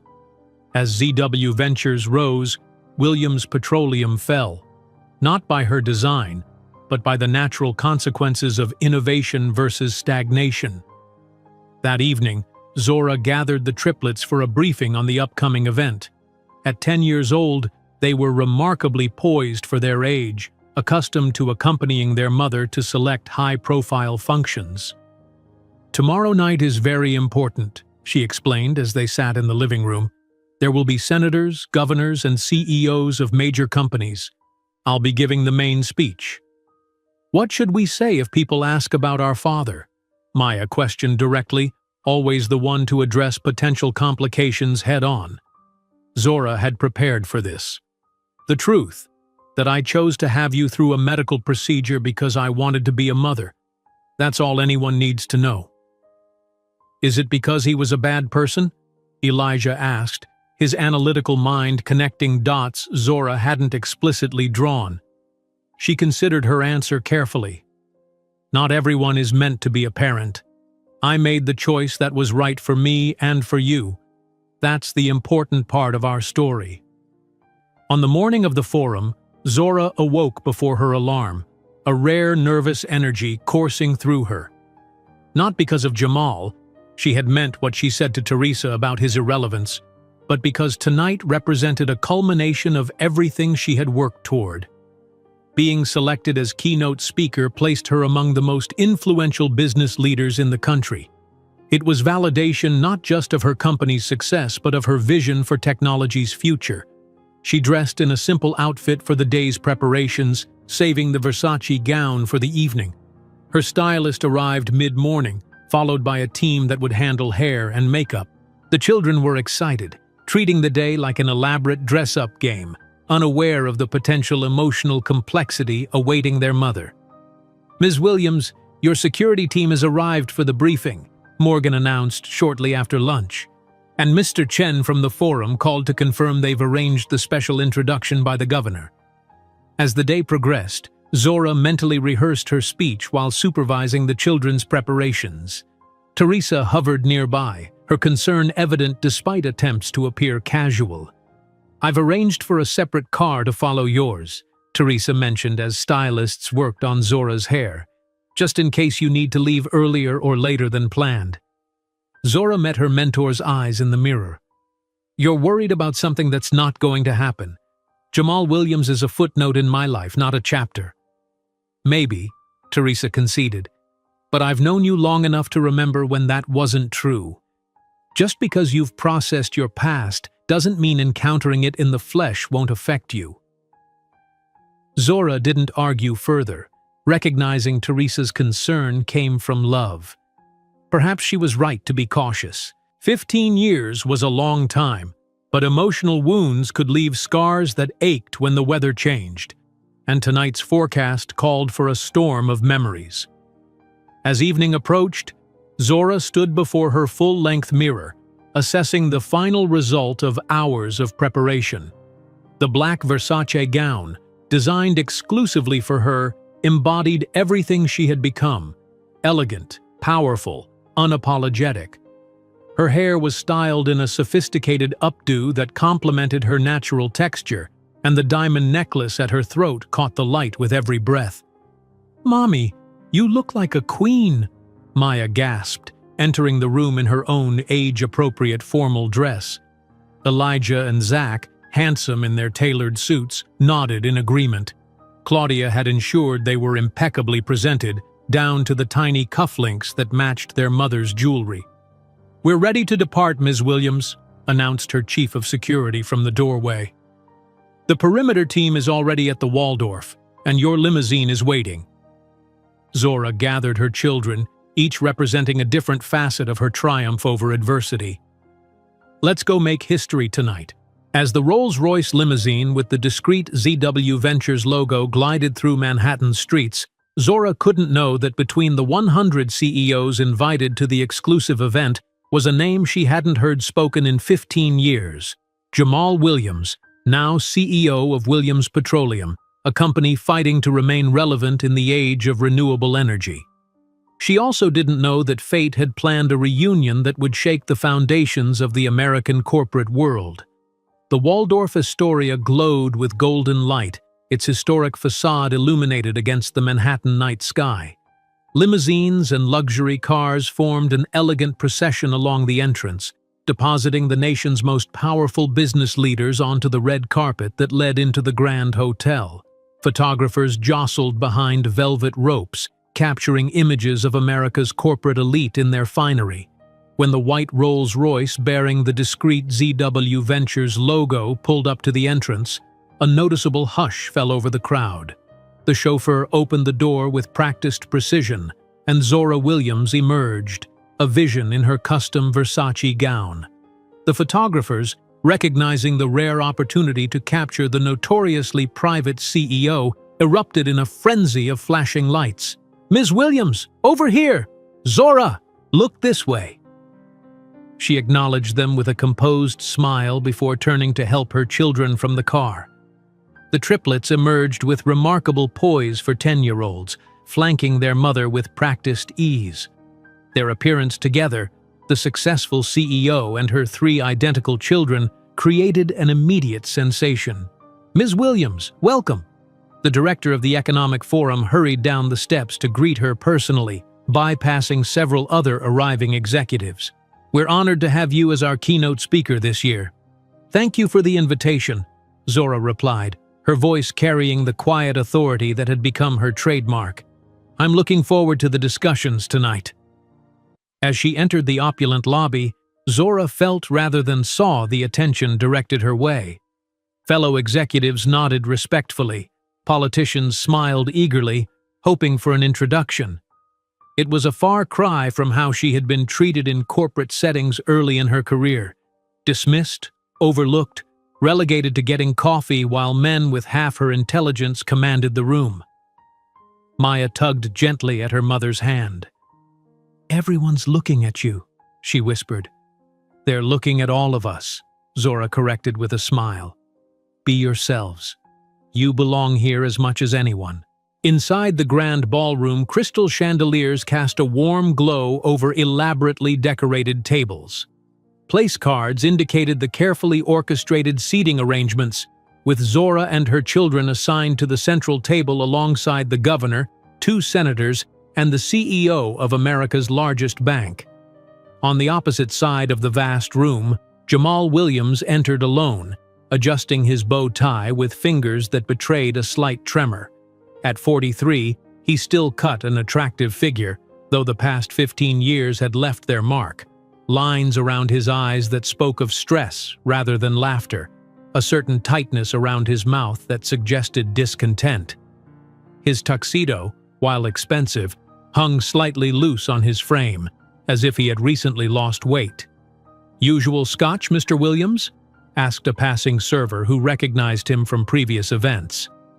"Double," Jamal replied, taking the glass and scanning the room with the anxious energy of a man whose social standing had become precarious.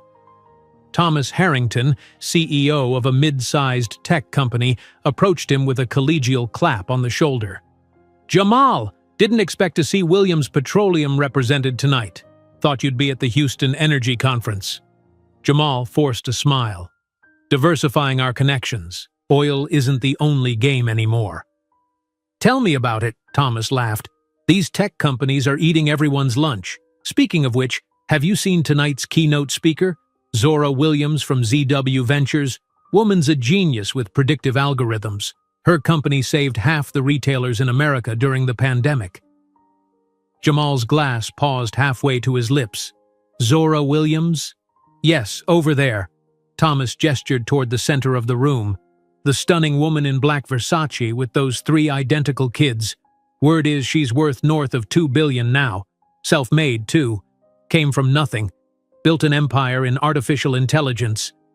Jamal turned slowly, his eyes finding the figure Thomas indicated.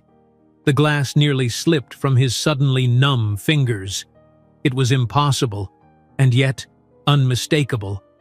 The woman commanding attention across the ballroom, elegant, poised, radiating quiet power, was Zora. The same woman he had discarded like unwanted baggage 15 years ago. The woman he had told would never amount to anything without him. "Are you all right?" Thomas asked, noticing Jamal's pallor. "You look like you've seen a ghost." "Something like that," Jamal muttered, downing his scotch in one burning gulp. "Excuse me." Across the room, Zora guided her children through introductions with practiced ease, teaching them through example the subtle art of high-level networking. She hadn't spotted Jamal yet, her attention focused on ensuring the triplets felt comfortable in the unfamiliar environment. "Mrs. Williams, these must be your famous children," Senator Richardson said warmly. "I've heard they're as brilliant as their mother." "They're their own people," Zora replied with a proud smile. "Maya has a gift for leadership, Elijah for science, and Zach for artistic expression." "A pleasure to meet you all," the senator said, clearly impressed by the children's poised handshakes and direct eye contact, skills Zora had deliberately cultivated in them. As they moved through the pre-dinner reception, Zora felt a strange shift in the energy of the room, a ripple of whispers, a subtle realignment of attention. Looking up, she found herself staring directly into the eyes of Jamal Williams from across the crowded space. The moment stretched between them, 15 years collapsing into an instant of recognition. His face registered shock, confusion, and something that might have been shame. Zora's expression remained perfectly composed, betraying nothing of the complex emotions that surged beneath her calm exterior. She simply held his gaze for 3 heartbeats, then deliberately turned away to continue her conversation with the bank CEO, dismissing Jamal as effectively as if he were a stranger of no consequence. The pointed non-acknowledgement left Jamal standing frozen, the empty Scotch glass clutched in his hand. He had prepared himself for many scenarios tonight, potential investors questioning Williams Petroleum's outdated business model, rivals celebrating his company's declining stock, but not this. Never this. During the hour that followed, Jamal watched Zora from a distance, unable to reconcile the confident, accomplished woman before him with the desperate, pregnant girl he had abandoned. She moved through the room with effortless authority, engaged in meaningful conversations with power brokers who clearly valued her insights, while he found himself increasingly relegated to the periphery of discussions. The dinner bell finally rang, summoning guests to their assigned tables. Jamal glanced at his place card, table 14, near the back of the room. The seating arrangement told its own story about his diminished standing. As waiters served the elaborate first course, Jamal continued stealing glances at Zora. The 3 children beside her fascinated him. They appeared to be the same age, 10, perhaps 11, too young to be from their brief marriage. Had she remarried? Created a family with someone else? "Who are those children with her?" he asked his dinner companion, a venture capitalist he vaguely knew. "The triplets? Math prodigy, science genius, and budding artist, if you believe the profiles? She had them through IVF when she was already CEO of her first company. Raises them alone, bit of a legend in Silicon Valley for how she balances motherhood and empire building." Jamal quickly calculated 10 years, not 15. Relief and a surprising pang of disappointment mingled in his chest. Not his children, then. The baby she had been carrying when he left her. What had happened? The evening progressed through dinner toward the keynote address. Jamal found himself drinking more than usual, liquid courage for what he knew he must do. He needed to speak with her, to explain, to understand how the woman he had dismissed as worthless had transformed into this powerhouse while his own carefully cultivated advantages had yielded diminishing returns. When the dinner plates were cleared and the forum director approached the podium to introduce the keynote speaker, Jamal straightened in his chair, his attention fixed entirely on the stage. "It is my distinct honor to introduce tonight's keynote speaker," the director began, "a visionary whose groundbreaking work in artificial intelligence has redefined how businesses understand consumer behavior. From founding her first tech startup to building ZW Ventures into a multi-billion-dollar enterprise, she has demonstrated that true innovation comes from diverse perspectives. Please welcome to the stage Ms. Zora Williams." The applause was enthusiastic, genuine respect evident in the standing ovation that greeted Zora as she ascended to the podium. Under the spotlights, she was magnificent, poised, powerful, radiating an inner confidence that commanded attention. "Thank you," she began, her voice clear and strong.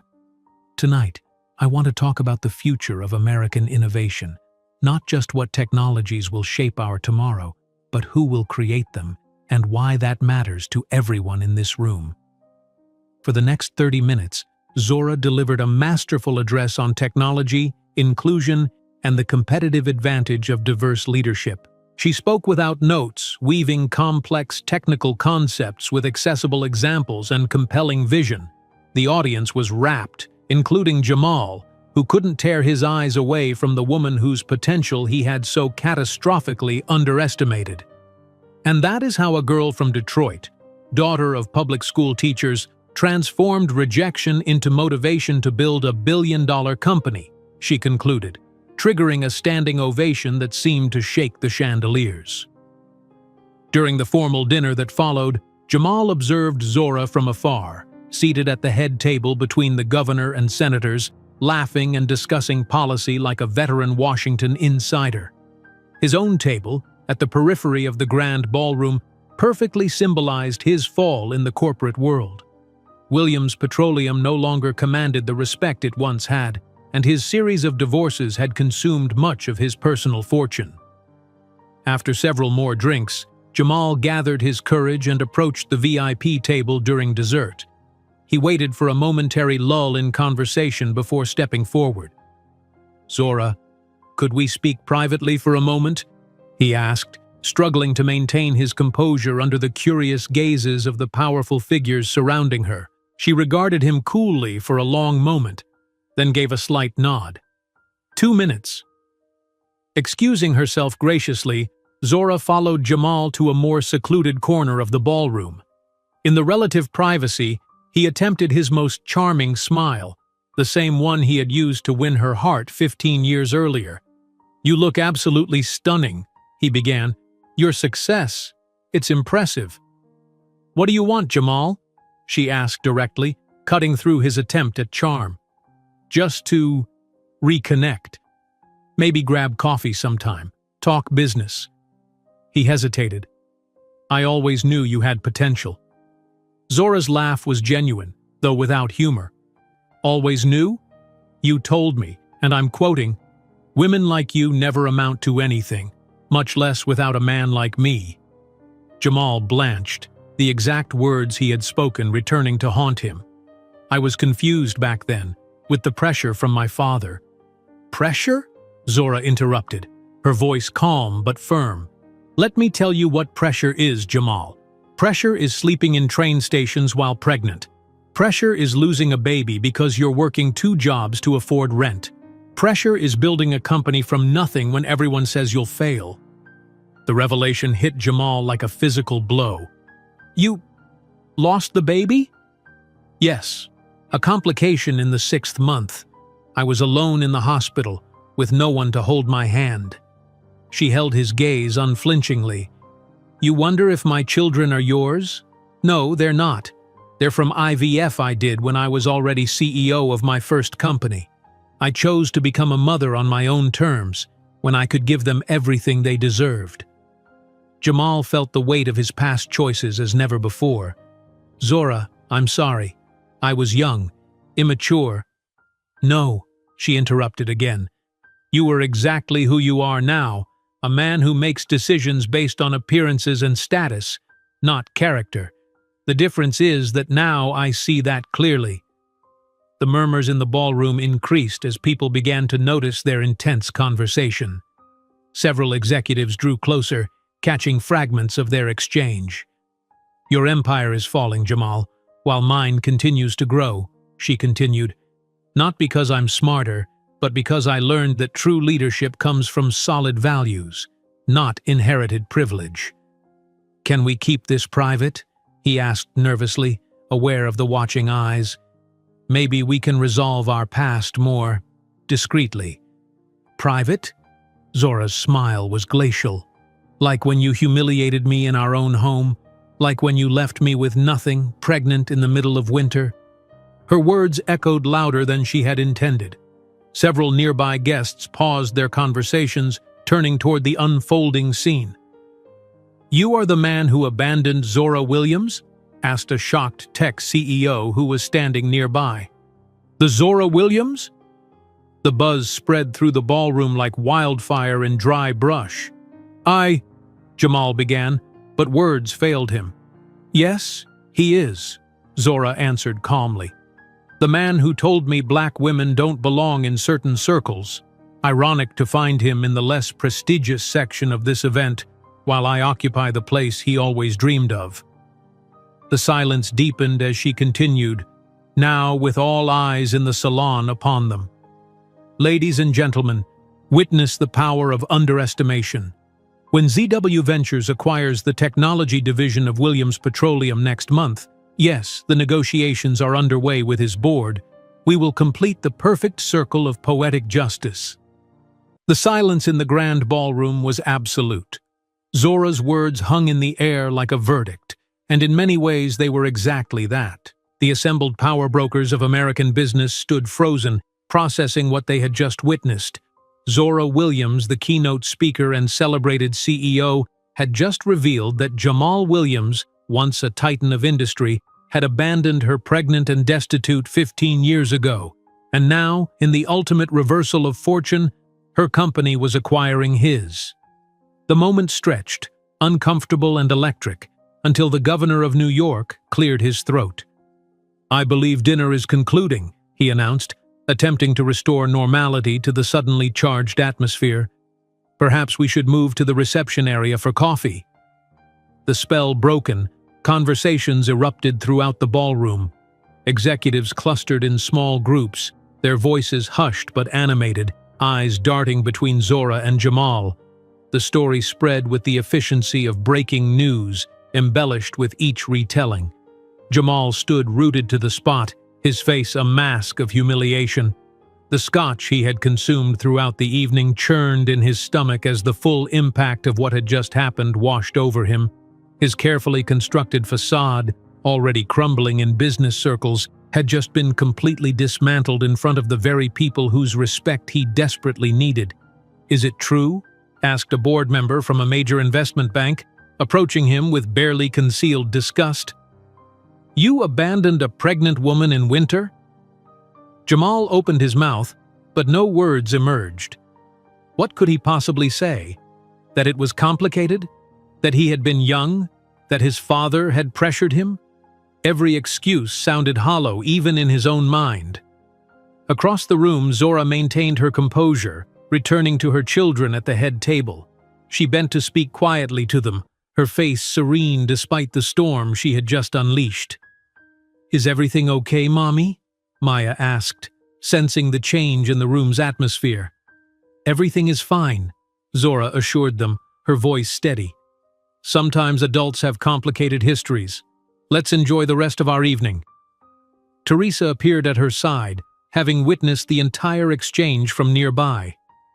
"That wasn't exactly how I expected this evening to unfold," she murmured, subtly positioning herself between Zora and the rest of the room, protective as always. "Neither did I," Zora admitted quietly, "but some truths need to be spoken aloud."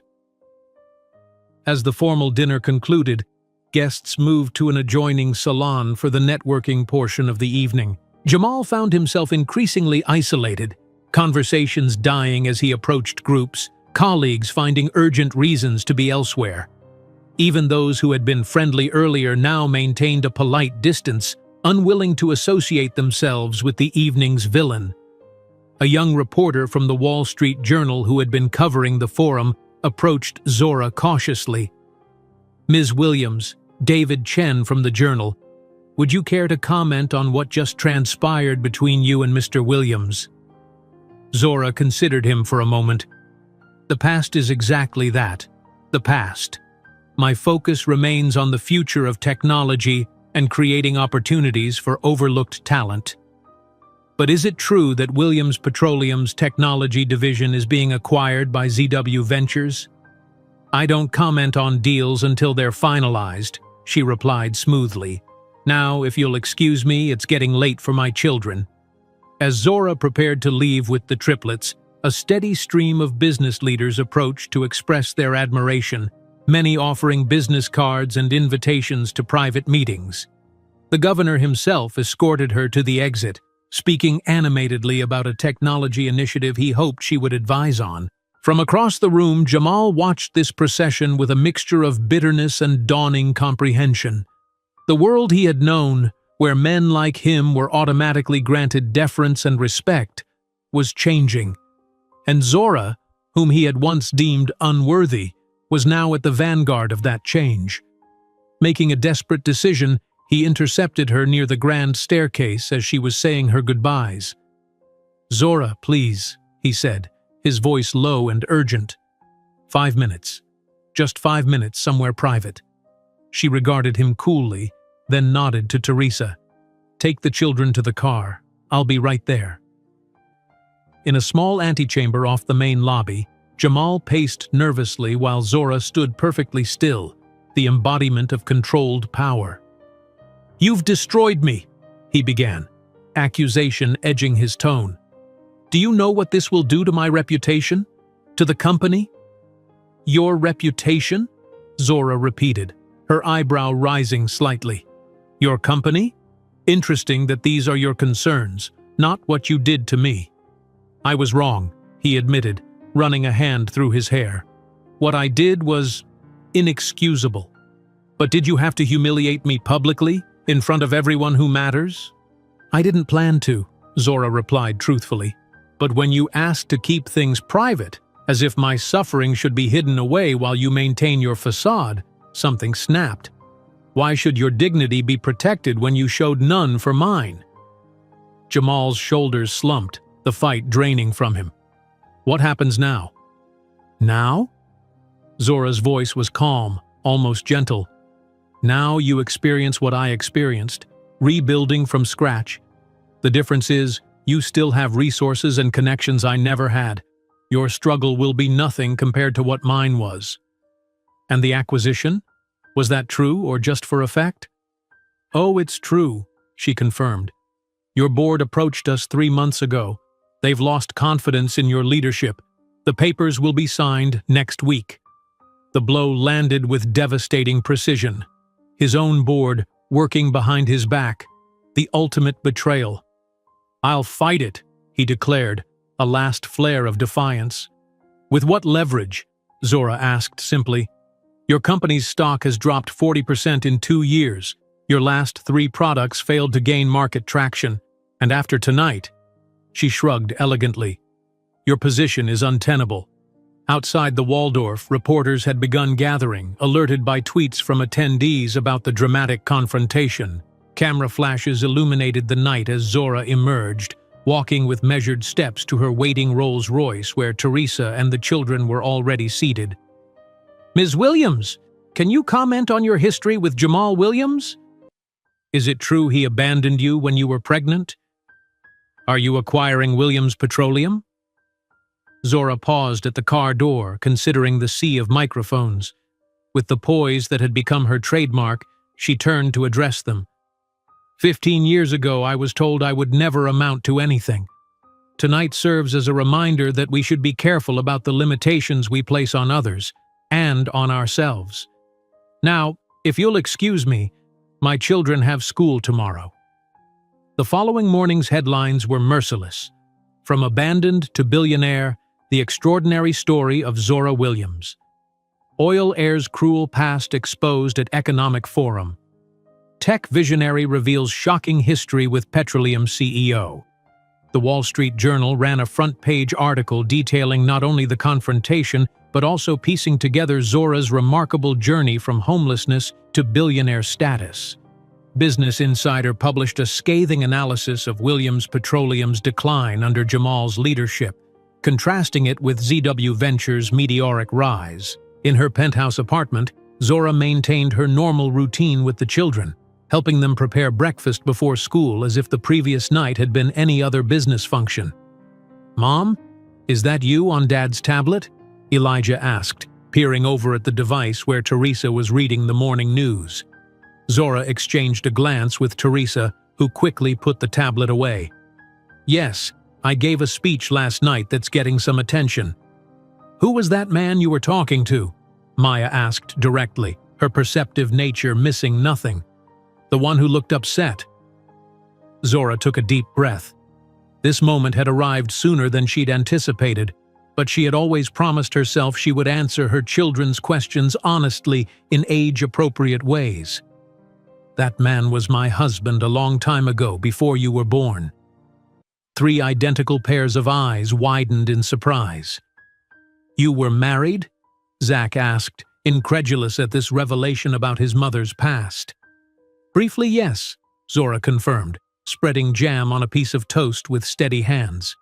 "We weren't right for each other and went our separate ways." "Why haven't you ever mentioned him before?" Elijah questioned, always analytical. "Because he wasn't an important part of my story," she answered truthfully. "Some people are in our lives briefly, teaching us something before we move on." "He seemed sad when he was talking to you," Zach observed, his artistic sensitivity picking up on nuances the others might have missed. "Sometimes people feel sad when they realize the mistakes they've made," Zora explained gently. "But that's for them to work through, not for us to fix." After the children left for school with Claudia, Zora's phone rang continuously with interview requests from major networks and publications. She instructed Morgan to decline them all, preferring to let the story play out without further commentary from her. Meanwhile, across town in his rented apartment, Jamal Williams watched his life unravel in real time. His fiancée, a Palm Beach socialite who had been planning their summer wedding, called to return his ring after reading the morning's headlines. His phone lit up with notifications of text messages from board members requesting an emergency meeting at 11. He poured himself a drink, despite the early hour, and stared out at the city that had once been his playground. How had everything gone so wrong? From the golden boy of Texas oil to this, disgraced, exposed, and on the verge of professional exile. The board meeting was brief and brutal. Seated around the mahogany table where he had once commanded respect, Jamal faced the collective judgment of 10 stone-faced executives. "In light of recent events, the board has lost confidence in your leadership," the chairman stated without preamble. "We're accelerating the sale of the technology division to ZW Ventures and placing you on administrative leave while we determine next steps." "You can't do this," Jamal protested weakly. "My family built this company." "And you've nearly destroyed it," replied another board member bluntly.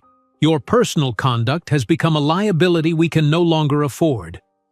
Later that afternoon, as Jamal cleared his personal items from his office under the watchful eye of a security guard, he glanced up at the lobby television. There was Zora, ringing the opening bell at the New York Stock Exchange, celebrating a new partnership between ZW Ventures and a Japanese renewable energy firm. The stock ticker showed ZW shares surging past the $3 billion market cap. A week later, a hand-delivered envelope arrived at Zora's office. Inside was a handwritten letter from Jamal, the paper expensive, the handwriting slightly unsteady. "Zora," it began, "words cannot express my regret for the pain I caused you. I've lost everything. My position, my reputation, my future prospects. I'm writing to ask if there might be a place for me at ZW Ventures. I have extensive industry contacts and experience that could be valuable to your expansion plans." Teresa, who was in Zora's office when she opened the letter, made a disgusted sound after reading over her shoulder. "The audacity! He's asking you for a job?" Zora folded the letter thoughtfully and slipped it back into its envelope.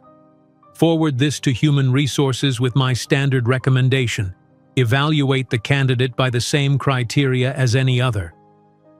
"Even after everything?" Teresa asked, surprised. "Especially after everything," Zora replied with a serene smile. "The greatest victory isn't destroying him, but treating him as I would treat anyone else, without privileges, without disadvantages, just on his own merit." If you enjoyed today's video, I'm sure you'll love the next one. Don't waste time. Just click on the screen.